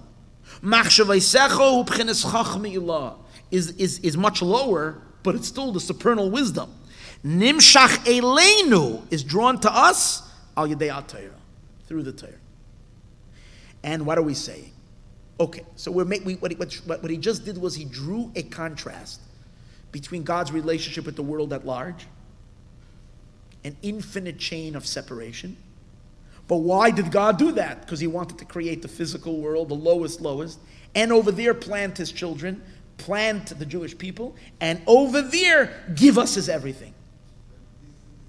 That's his desire. That's his desire. And that's what he did. But now he says, what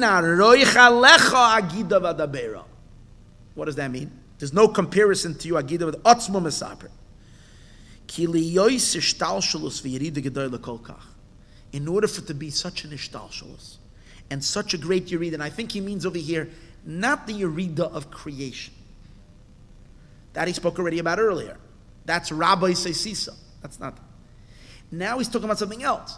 That the Eibishter should take the unknowable nifla'os and machshavaisecha, his deepest thoughts and deepest wisdom that we're going to see soon that God plays with. He entertains himself with it. That's how unbelievable it is. And in order for him to share it with us, it had to go through a process of what? Unbelievable amounts of contractions. But let's understand something.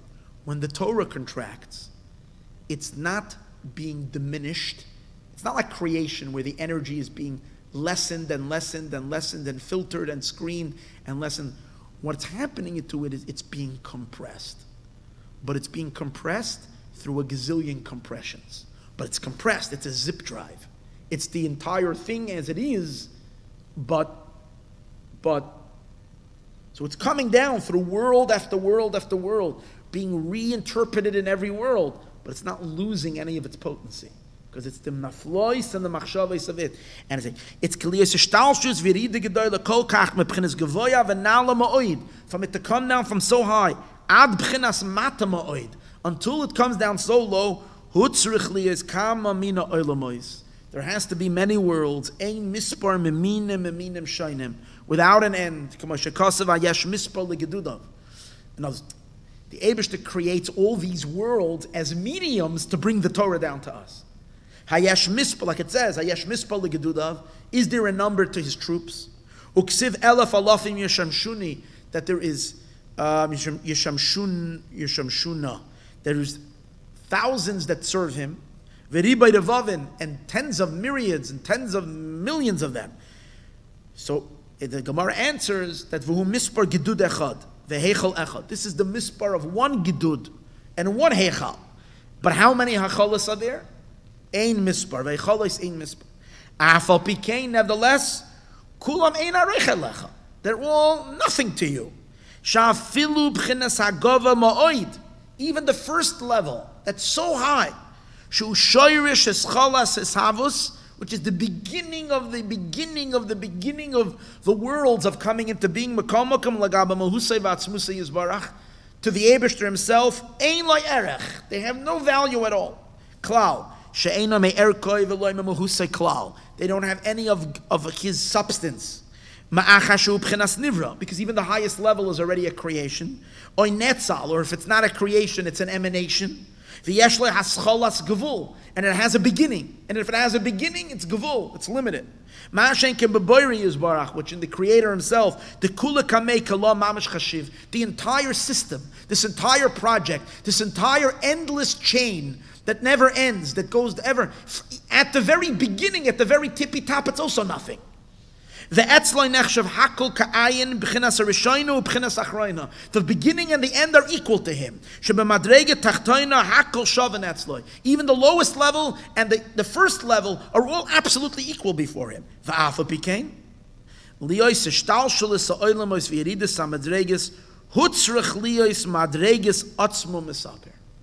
words, even though it's a very strange thing, even though even the top level is nothing to him, still, in order for us to exist, there needed to be this long chain. So they should not become bottle.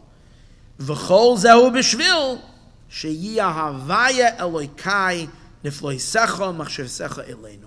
does God have from all of it? He wants to share his secrets with us. Down here. Okay. This is the plan. But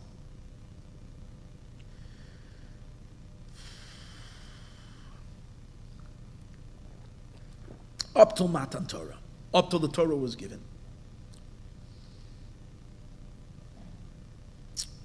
there was no Torah mitzvahs being performed down here. So what was going on? the system was being kept up, but there was no dividends. There was no profit. It was like all an investment, but the company wasn't profitable. So the Eibishter kept on emanating and giving life to all this whole system, but there was no return. There was nothing really generating it. Basically what he's saying is that the entire generation of the cosmos are being generated by our mitzvahs, because that's the whole purpose they exist. But that started only after Matan Torah, that we support the entire cosmos. Physical earth, the last and final physical creation, is literally the sustainer of everything, of all the spiritual worlds, because they're all dependent on what we're doing down here. And the satisfaction that the Eibishter is getting through our observance of Torah and mitzvahs and through our connection to him. But until then, it was all just a flow from upward from him. Let's read. In a koida matan Torah. Oh, so hold on. So where's he going with this? He's going with this to the point where once David HaMelech is going to realize that, my problems that I have in my life are what? Worldly problems. Life is challenging. Life is difficult. My kids are fighting with me. My father-in-law is chasing me. This one doesn't like me. That one is making me this. This one is. I'm running. I'm all day on the run. I'm not getting to eat. I'm not being able to eat like a mensch. I can't sleep like a mensch. I can't do it. I'm having a very, very, very rough life in the context of what? My worldly existence is messed up. But one thing no one can take away from me, my book that I'm studying. And when you realize that all of creation is being sustained by this book, not only that, but the tiniest little nuances in this book is what's really controlling all of the spiritual cosmos, everything. Because it's all created just as a means for these mitzvahs to be able to be, for these teachings to be. The Eibishter created the world just as a, what do you call it, as a stage through where the theatrics of Torah and mitzvahs to be played out. So the whole world is actually being governed by these, by the nuances of a mitzvah. So I can study the source and the source that's giving life, and and these little nuances, these laws, as he's going to explain, are a gazillion times bigger and grander than the whole system that was created, because they're only created to facilitate it in the chitzoniistic way. So one appreciates the gewaldigkeit, the awesomeness of being attached to the very, very, very, very, very, very coarse source that infinitely transcends the entire creation and created existence. So David HaMelech made himself feel really good, and to the point where it literally became, all of his pains and his miseries became null and void and zero in his mind.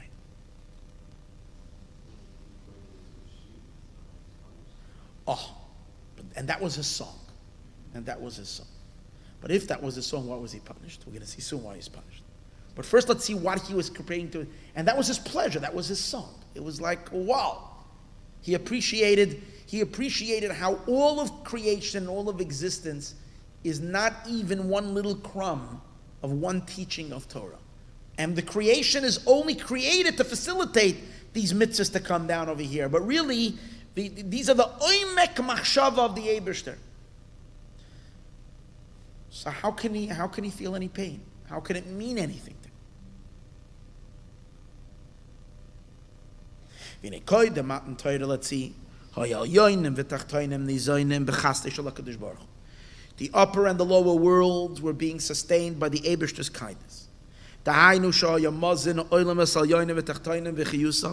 The sustenance of the higher worlds and the lower worlds and their life source, Nimshach me'makoyram v'reishisam, was constantly being generated from their source and their beginning, melmayla lamata, from up down, meaning, as we said before, the world was not giving the Eibishter a return, so therefore it was all being driven b'nedava v'chesed, pashat, simply with the Eibishter's nedava, the Eibishter's graciousness, and chesed pashat, and a simple kindness. It was just an arousal from above. But after the Torah was given, the kiyum and the sustenance and the life of the worlds is only through the actions of of us below. But Torah mitzvahs, as we study Torah and we do mitzvahs, milmata lamayla, from the bottom up. What do you mean from the bottom up? Where are we doing the mitzvah? Down here in this world. And from there it is rising upward to give meaning to all of creation and to trigger the very, very quintessential beginning to flow its energy into the world. And the example to that is that we find that physically, because everything the Eibishter Hashem created is that the physical mirrors and reflects the spiritual. So we find a similar thing, and on the world, the lowest thing that there is earth, and yet it sustains everything.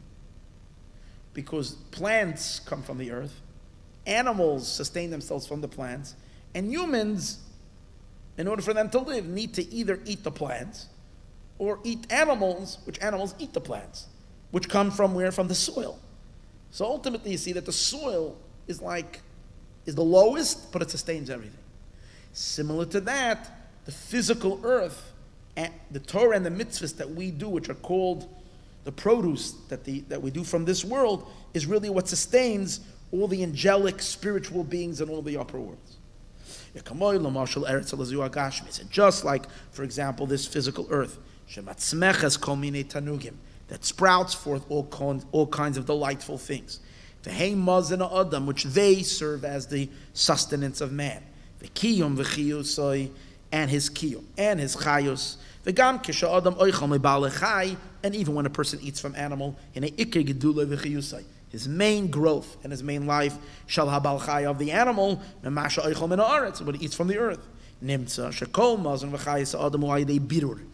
Comes out that the entire food and sustenance of the human is through this refinement.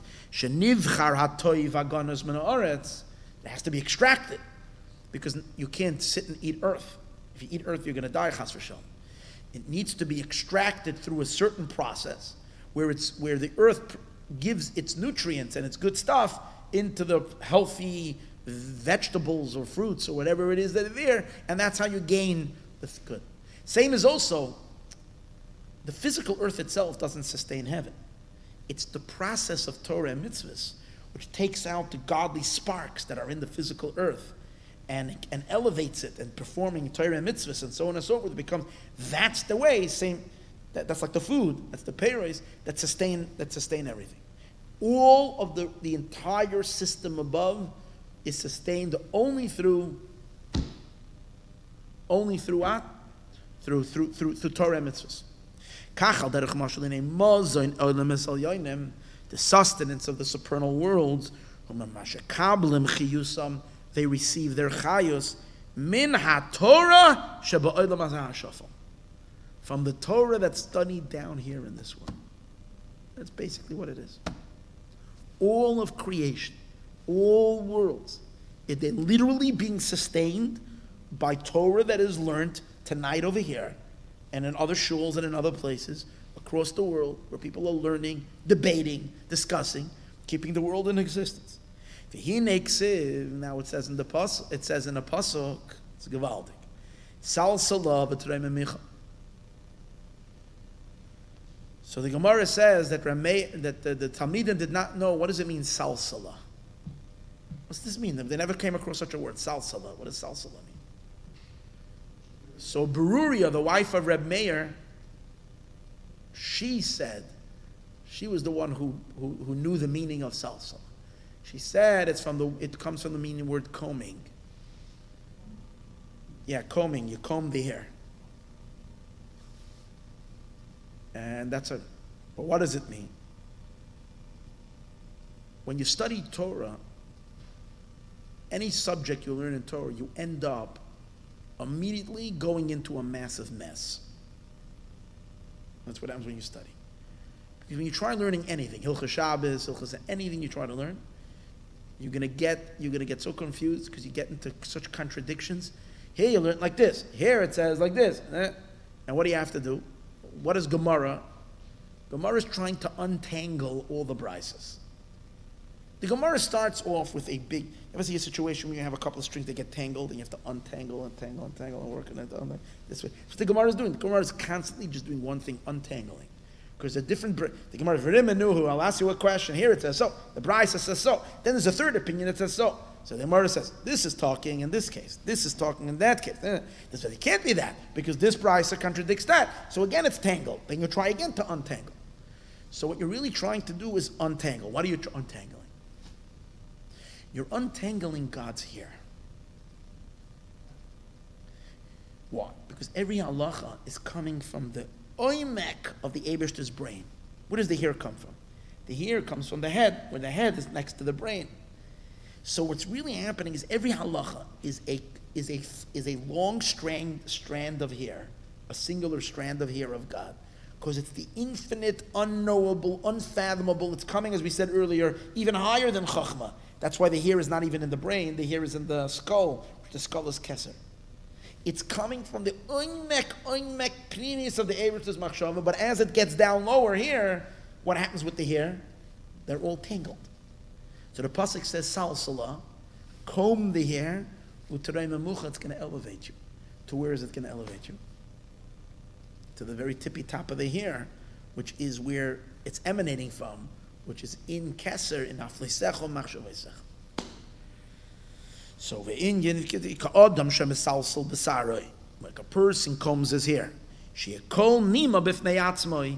Each hair strand should stand on its own. Kachu b'chol pratei halacha. So it is in every pratim of halacha. Ein mispar, there's no end. She'yeh b'zeh inyan adin kach. That in this case the halacha should be so. Or b'zeh inyan and this halacha yeh adin kach, the halacha should be so. Nimshach mechachmei Allah, and that's the way it's drawn from the Eibishter's chachma, which is the deepest inyan. Mipines nifloisecha machshaveisecha hanal. These are these strands. So you learn, you're dealing with a creation, and in midst of this creation, which is created from the chitzonius of the chitzonius of the chitzonius, as he explained the system earlier that never ends of lower and lower and lower, and the worlds are made up of nothing. At the time you get to our physical world, nothing. But yet, dangling down here is God's hair, which is every halach. When you're walking into a Beis HaMedrash, you can close your eyes and see the massive hair of God, which are the channels of life that support all of creation, all of existence. And you get to do the work of untangling. And when you untangle it and you set it straight, that's when you allow it to flow and to. This is what David HaMelech says. Ma godlu masecha Hashem. David HaMelech is looking at the universe. He's saying, Gewalt, ma godlu masecha Hashem, your work is so great. But, mo'oid amku machshaveisecha. How deep are your thoughts? What are the thoughts? The thoughts of the Torah. Machshaveisecha, your deeper thoughts. Why? Because all of creation and all the worlds are hinged on each one of these halachas. Moed amku machshaveisecha. Pirish godlu al derech Sha'amar Azal. What's the Eibishter's greatness? Sha'amar Azal b'makom sha'ata moitze gedulasai, sham ata moitze anvisinus. When you say godlu, it's really not. You can't say on God he's great, because the Eibishter's true greatness is not expressed in the worlds, because his true greatness, you can't fathom it. If you're being impressed by God's greatness, what are you being impressed by? By his actions. And that's the meaning where the sages say that what? That in the place of his greatness, that's where is his humility. What does that mean? That he had to humble himself so low in order that he should become great. Because his true greatness no one knows. He has to lower himself down. So the greatness that we see in this that he creates, and even when we learn Kabbalah, we learn about his Ein Sof, that it's not his greatness. It's his perceivable greatness to us, which is his humility. But yet we admire and we say, Ma Godlu. But what we really to get excited about is Ma Amku Hashem Ma'oid amku machshavei sechel. Let's see. By the Eibishter, you can't really say greatness. He's unfathomable. There's no erech and no midah and place at all. You should say upon him great. It's his humility. He enclosed himself. In this midah called gedula, lehispashet, to expand, uleslabish toich alman, to create and to enclose himself in these worlds, lach yoisam, to enliven them. But v'zeh ma godlo masecha Hashem, how great is your actions? Ki ma shenimshach v'nespashet lamata. This that the Eibishter did, drew himself down. Derech prate, but how did he do it? Derech prate halacha achas.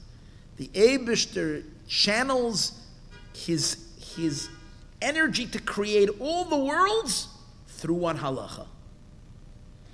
Who mazayin v'kiyum chayus kol ha'olamos, all the worlds. So why do you need so many halachas if one halacha is the kiyum and the chayus of all the worlds? So I don't understand exactly how does that work, but yet maybe the worlds have a gazillion different setups based on each of a halacha, and every day they're different, or from every angle they're different from the halacha. Exactly. I'm not exactly sure. Maybe because you see, everything in the world is constantly changing. Every minute, the world, people are doing different things. Things are happening across the world. Things are changing. And new stars are emerging, and could be every moment a different halacha being expressed. I'm just making that up right now, but that's interesting. So that when the time you're done, when Mashiach comes, we look at history and we see, this is Shnai Mechs and Betalis. This is, and you see it in the cosmos. You see the entire order, the whole setup of everything matches perfectly halacha. Because that could be, or something like that. Humaz and the Kiyam. Say something about when time come, we know about the Shalom Chumot. We see how it reflects everything. The upper and the lower. And all the supernal worlds. They're nothing. For the energy flow that flows through one halacha. This is the source of their life. Vikiyumam and their sustenance. Ki kol halacha, because every halacha, he amshacha v'hispashtus, or we turn over the page finally. Miratzen elyon. Every halacha is a hamshacha and a hispashtus or and a hispashtus of light. Miratzen elyon baruch hu, from the supernal will. V'chachmi Allah, and the supernal chachma. Shen makar achayus l'chol ha'olamos, which they are the source of life of all worlds. V'im kachu be'inyin gedulas ma'asav. And if the work, the creation is so great, im kein al achas kama v'kama, how much greater, moed amku machshavei secha, how deep is the halacha? Shu b'chinas l'mayla mayla m'b'chinas almen. It's much higher than the world. Elamakif esoiviv aleim. It encompasses them and surrounds them. Means the halacha itself is not enclosed in the world. The worlds are created and sustained by the halacha. But the worlds don't capture the halacha. The halacha is infinitely bigger than them.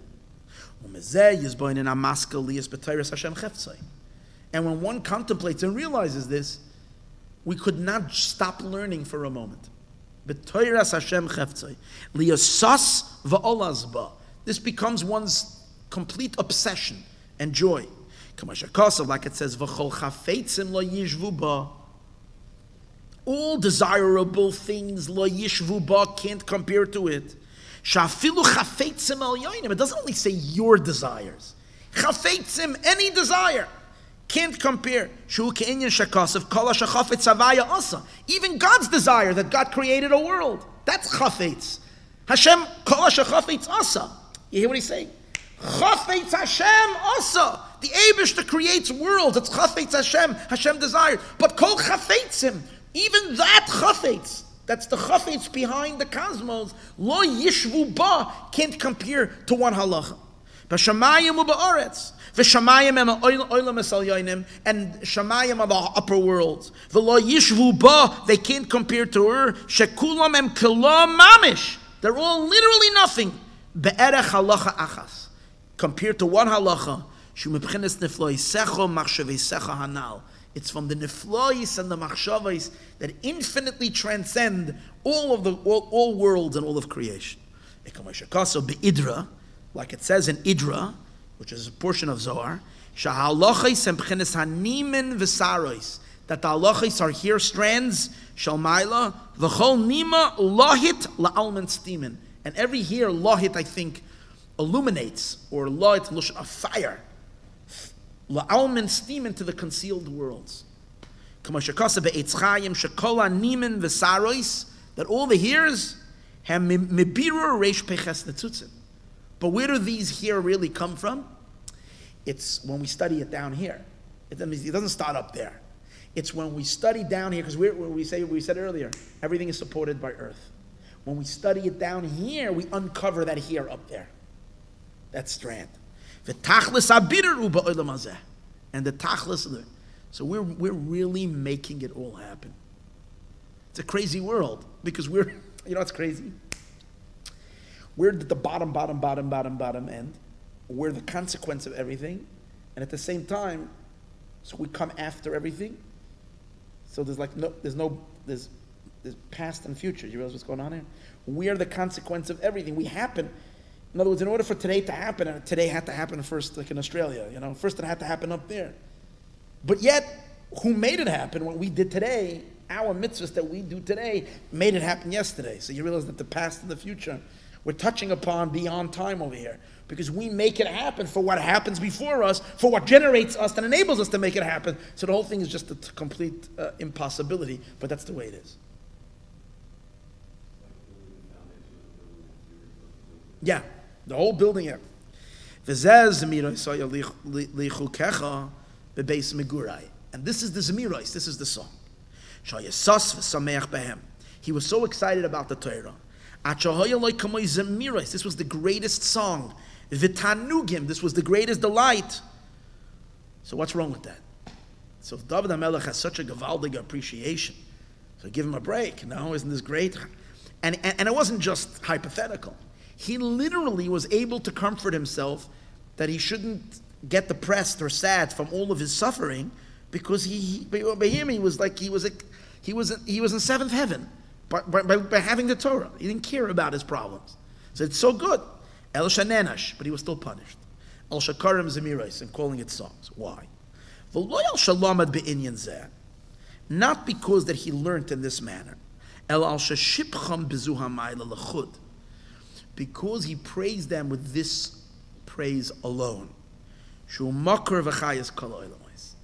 Problem is that the Torah, even though this is all true, that the Torah are the hair strands that come into the world and sustain all of creation and so on and so forth, but that's a consequence of the Torah. That's not the essence of the Torah. The essence of the Torah is that it's God's delight, whether there is a world, whether there isn't a world. The worlds are nothing to Hashem.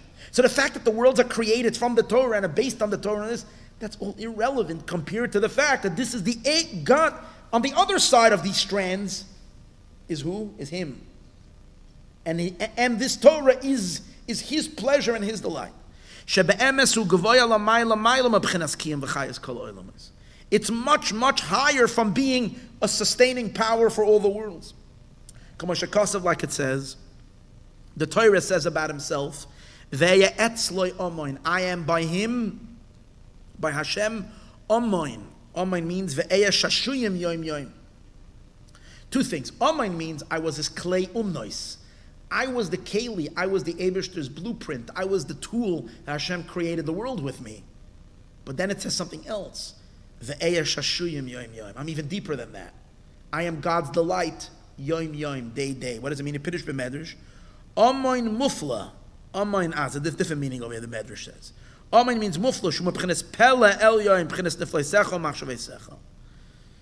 I am the pele, the wonders, v'zeh yoim yoim neged beis b'chinois. Shem nefloi secha machshavei secha. I am God's neflois and Hashem's thoughts. V'zehu ve'eya shashuyim shehu shashuyim shel HaKadosh Baruch Hu kiviyachol. This is the Eibishter's delight b'chvoidei ba'atzmai. God Himself. Ula mashal, and the Alter Rebbe gives a mashal. K'moi she'adam mishtashea b'chachmasai. Just like a person delights in his own wisdom. When a person says something really good, he takes tremendous pleasure in it. God takes tremendous pleasure in the wisdom of the Torah. So, and infinitely more so, with a gazillion separations, HaKadosh Baruch Hu mishtashea b'chachmasai al yoina. The Eibishter delights with his supernal chachma. She'eino yechoyle lislabush, that can never become enclosed in the world's toich almen klal, that the worlds can't fathom it, can't handle it. And therefore David HaMelech, however, was looking at the Torah in its relationship to the worlds and saying how the worlds are incomparably lower than it and Torah controls it all. And that means that David, that comes out that what? That David grasped the Torah in its chitzonius. The chitzonius of the Torah is that it controls the world. The pnimius of it is God's infinite delight. Elisha David HaMelech alav shalom. Now, David HaMelech needed that. Why did David need that? Because David needed to cancel his worldly pain. So he needed to measure the world up. If David HaMelech would just be delighting in the Torah that is the Eibishter's light, it wouldn't be relating to the suffering that he's having in the world. It would be a nice thing. The fact that he's realizing that the worlds that are causing him pain are insignificant compared to the Torah, so that lessened the pain that he was receiving from the world. That's the idea. And he needed it. He needed it. The base Megurai, in his house of fear, he had many enemies. And the reason David did it, because he needed to deal with his aches and boo-boos. So how did he do that? The halacha is, the rule is in Chassidus, and it's a famous, it's a common Kabbalistic theme. That the judgments can only be sweetened in their source. So you have to pick up the world to its source, and over there sweeten it. In the root of the coming into being of worlds. Here's the idea. Once things travel downward, it wasn't only that David HaMelech forgot his pain through this. He actually sweetened the problems. Why? Because the reason why things are the way they are is once it comes fixed in a certain fixed state. But when you can pick things back up to where it's still not decided yet, when you can pick things up to it's still connected to the source where everything is still possible, you can just, from that place, you can wiggle things around a little different. As he says, from absolute nothingness. So, when David HaMelech was able to take delight and rejoice in his chelik, that he is mamshich in his Torah, to sustain all the worlds. So then automatically, all those who oppose him and get in his way, you see, once David HaMelech was realizing that he's controlling the whole flow of the cosmos, so then what happens? They can't fight him. They're receiving their entire existence from him. He's generating their existence. They're receiving. How come they were able to fight him yesterday? Because that's the world as the world is on its own. But now that I'm learning Torah, and I'm reconnecting to the source, and I'm generating creation, so it doesn't make any sense. They can't oppose the very source that's giving them life. So they're bottled to the Torah. And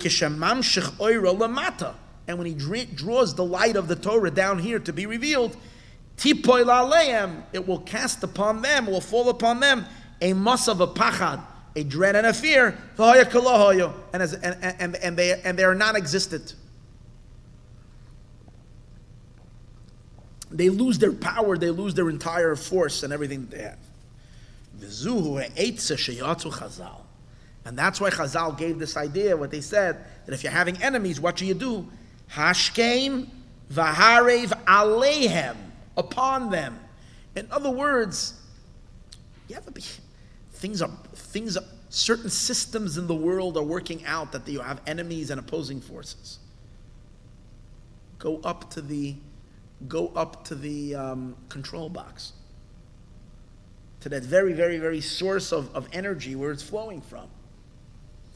And if you can only reveal your connection to that source and to that place, they lose all power on you. Yeah.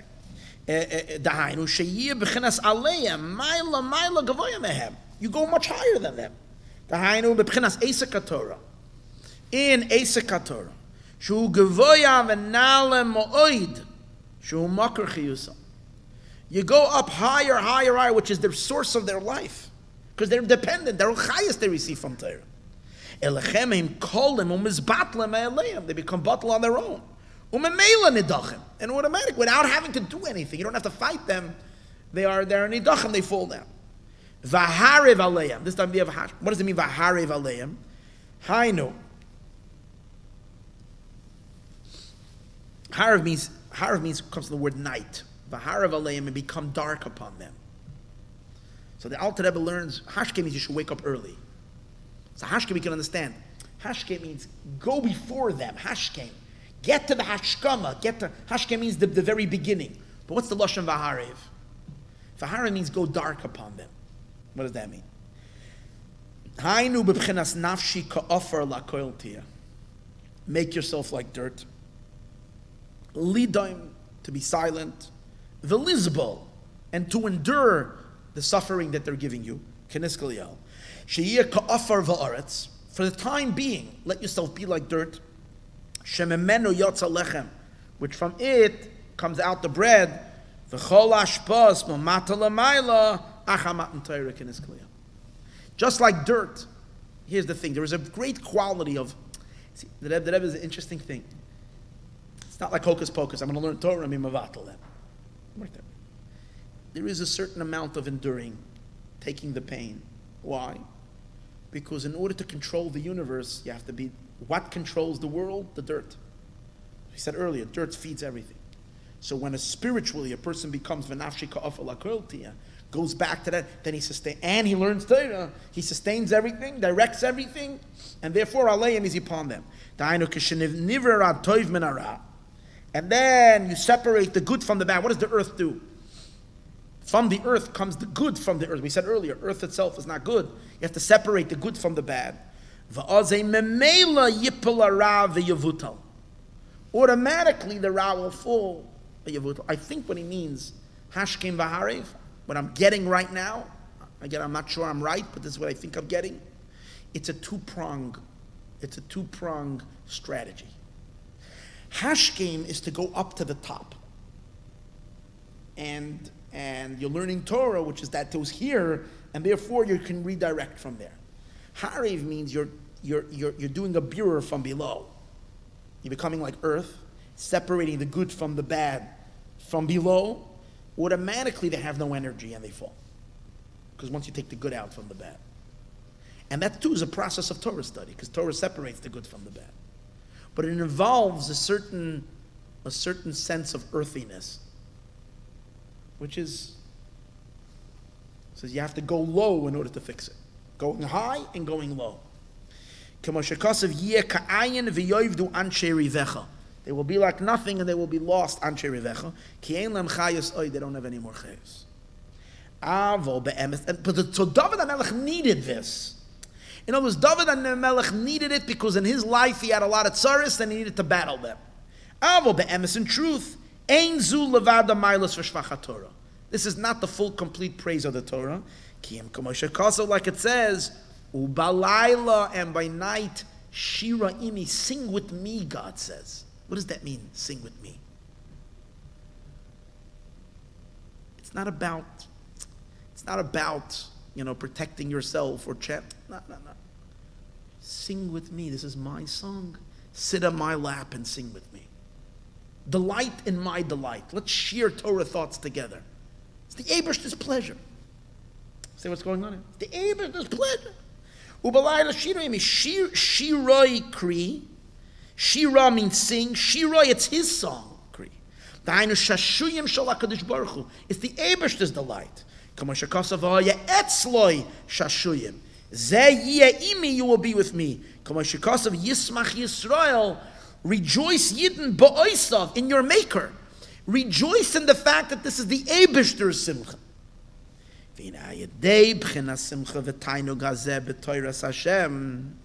When a person has such simcha and such pleasure in Torah of the Eibishter, automatically it's even deeper than David HaMelech's joy. Because David HaMelech's joy was more the joy related to the world. This is your simply delighting in the fact that this is God's delight. What's going to happen is, if you can reach this appreciation of Torah, Yasser kol meneo mibayasam ebichutz, and then nothing can stop you. Not from inside and not from the outside. Inside means internal challenges that we have from within ourselves, external challenges which might get into the way. Ve'ein ra yored momayla klal, and then no bad comes down at all from above. I don't know what he means by that. Tafka over here. Ma'ashe enkin kishe'ein lo ibchines hashashuyim anal. When you don't have these shashuyim, this kind of level olav, nemar it says, Vayehee Mikeitz shenasayim yamim. In other words, even if you have, going back to Paro, even if you have, you're learning Torah, and you have Paro, you have his galus of your neshama, tefillah, and the like, but you haven't attained this level of sweetness, of ava betanugim, that you're delighting in the Eibishter's tainug. This fits with last week's mimer, that your pleasure is the Eibishter's pleasure, tainug boire, tainug nivra, that you don't have that. So then, if you're not having that, even though you have Paro, that's the whole point. Paro, you have a Paro. Paro is there, but the problem is Paro. If Vayehee Mikeitz shenasayim yamim, if these 2 years, what are the shenasayim yamim? Yoim, the two pleasures, nefloisecha machshaveisecha. It's not shining in your neshama that this is the Eibishter's pele, keser, and the Eibishter's chachma. It's not illuminating in you. So Mikeitz, it came to an end of Shenasayim. Look at this.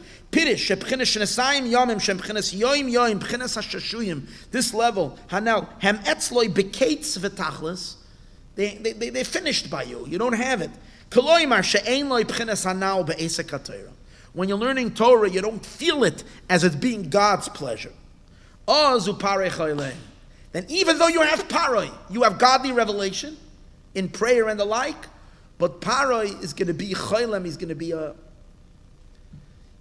a dot on top of chaylem. You know the nekudos comments. Chaylem means a dream, but chaylem also means a nekuda on the top. That means your godly revelation is going to sit above you. It's not going to permeate you. Pirish afal pisha yesh lo b'chines paroi, even though you have paroi. Shu b'chines is galus elokus, you have godly revelation. Al yedei atfilah, through davening. You need to have his galus elokus in your Torah learning. If you're just going to have his galus elokus in your prayer, afal pikein einoi b'chines tamim, you're not getting that level of tam. Meaning, as we said earlier, there's levels of pnimius. Remember we said? There's many levels of pnimius. Oisiyos, nekudois, tagin, and eventually tamim, the delight. And shehem b'chines hanigin v'shashuyim. If it's not the song, anal kiyem b'chines nekuda. What's right before? What's the order? Oisiyos, tagin, which are the crowns. What's before that? Nekudais. And then is nigin. Then is the song. If you don't make it all the way to nigin, you're going to get stuck in the world of nekudais. So you're going to have godly revelation, but it's going to remain a nekuda. It's going to remain a point. And which kind of point? A point on top of your head. What does that mean? You might experience great pleasure and delight and happiness and love of Hashem, but it's still above you, and the 7, and therefore, even if you're going to develop holy emotions, which are 7 cows, the 7 skinny cows can come and eat the 7 big cows. Because paroi, the revelation, choylem is only nekuda, hasn't filled you. But if you have the niggin, shashuyim, if it's not miketz shenasayim yomim, then what? You won't even see the 7 unholy cows. Not only won't they be able to eat up the 7 fat cows, which means the 7 holy emotions, it won't even come to you, those 7 cows. Ki in bechinas nekuda bereisha asvin, it's a nekuda on top of the letters. Ki anefesh maleya oisiyos. You know what he says? An amazing thing. The soul is filled with letters. And what's the nekudas? V'oyer Hashem shemeir ba, and the light of God that's on top of these letters. What do you mean the nefesh is full of letters? Simple words it means? Your consciousness is full of words. Your thoughts, what are you thinking? You're thinking words. You're thinking, everything is oisiyos, letters. So you have a holy neshama. Your neshama is full of words. You don't want just words. You want a lakus, getlichkeit, godliness. The problem is that you don't want godliness to be just a rolling ball on top of the letters. You want it to be, saturate the letters, that the letters become a song. Filled with pleasure, filled with delight. Not just a choylem on the top. And if you're lacking the miketz shenasayim yomim, without this level of limud Torah, of delighting in the fact that it's God's delight, and having that, elikus remains, getlichkeit remains above you, and to a certain degree, detached. It's a small nekuda. It's much better than a person who doesn't have any godly revelation. But there is elikus revealed, but it's a little nekuda. It's misnoitzes. It sends sparks into your seichel. Ha'ares v'amshachas elikus. A radiance and some godliness. It doesn't fully enclose itself. It sits and it surrounds the person from the outside. And as a result of that, you're standing on the river. River is your bina. Bina is called a river. And your bina, which means your understanding, is going to produce what? Emotions. But the emotions are not going to last. That's the scary part. There will come Sheva Paras HaToivos, the good cows. Shem Zayin Midos, these are the 7 emotions, Ava, Vayira, love and fear. Hativim, the natural love and fear, that's why they're called cows. Sheyia Achar Tefillah, after davening this will happen. Machmazeh Besur Meirav Asei Toiv. So after davening, you're going to be in a good state. Sur Meirah, you're not going to do bad. You're going to do good. Give it a couple of hours. That's the first few hours after davening. By the time you come to 4 o'clock in the afternoon, but later, suddenly there's a resurfacing and a reemergence of all the unholy desires and cravings, appetites and wants. And the negative emotions will eat up. You won't even know that it ever existed. A long time after davening, he's not even talking about he's not talking about that during davening I'm thinking already about what I'm going to have for breakfast. He's not talking about, he's talking about a few hours after davening. What's going to happen? The midas and the physical taivas can come rolling back in.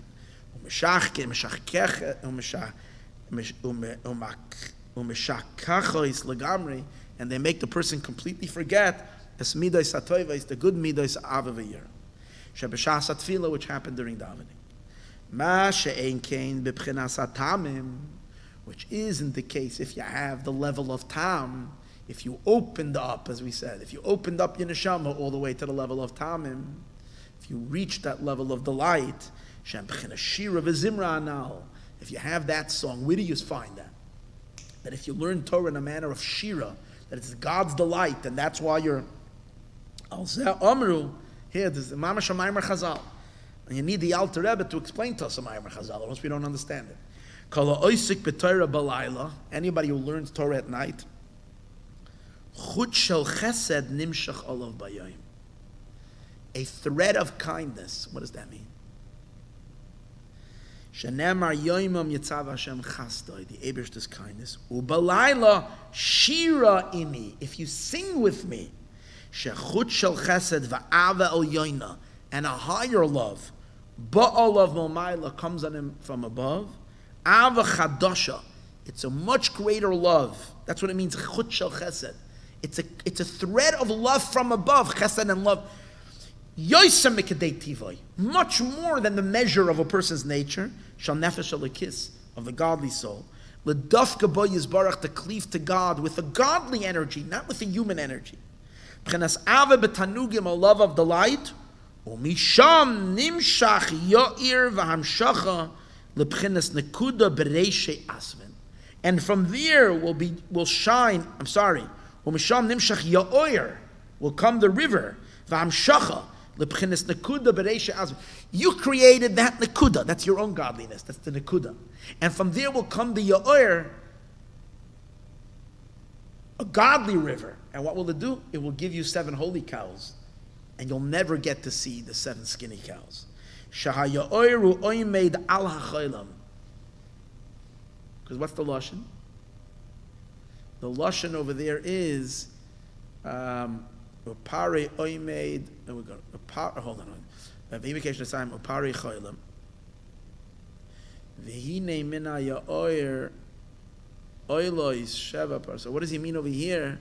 That the ya'oyer is going to go on top of the choylem. Where do you see that in the pasuk? V'hu oimed al svasa ya'oyer. But here it's saying sha ya'oyer hu oimed al choylem. See, your chaylam that you created, that's a good Wi-Fi point. That's a, what is it called? When you make something on your phone, a hotspot. So here you created a hotspot. I don't know how hotspot works, so maybe you'll explain me, but I know something exists. You created a hotspot, and on that hotspot, you'll be nimshach already. A tremendous godly flow from above. Vatsuma shaloyi apares arois klal. And you won't even have to face the 7 negative cows. Ki ein ra yored momayla. Since you're operating, that's what he means, ein ra yored momayla. I mentioned it earlier. Since you're operating with already a flow of godliness from above, the ra can't come. If it's lacking, because he makes the thing, if you're loving God, if your pleasure in Torah is human pleasure, not godly pleasure, it has to do with last week's mimer. If your pleasure in Torah is human pleasure and not godly pleasure, then you're operating from your human experience. There is good and bad. But if you enter into the godly zone, because your pleasure in learning Torah is that it's God's pleasure, it's not even your pleasure, so you transitioned yourself completely into His zone. And in that zone, there's no Ra. Because Ein Ra, Yerid Momayla, there's no Ra coming down. So as a result of that, these 7 negative. Now, by the way, as I mentioned earlier, this idea fits also with the whole concept of Cholim. Besides chaylam meaning a chaylam also means a dream. Because in a dream, that's the whole thing about a dream. That says in Chassidus, that in a dream you can have contradictions. So you can love God and love other things as well. And you don't see it a contradiction. Because it's not real love. It's a dreamlike state. It's more of a fantasy. It's more an imagination. And it says that this is the state of exile, where we're in this dream state. But Chassidus gives us the ability to be able to have the true parai, not the gullus parai who's dreaming, the wakeful parai, not the dreaming parai. Wow, how did he think of all this? Huh? Yeah. Okay. Now there's 30 pages of Mittel Rebbe on this, so we can do over again next week. See how we didn't understand anything we learned, but okay. Baruch Hashem, I can't complain. It went pretty well, much better than when I learned it. So l'chaim. Aye.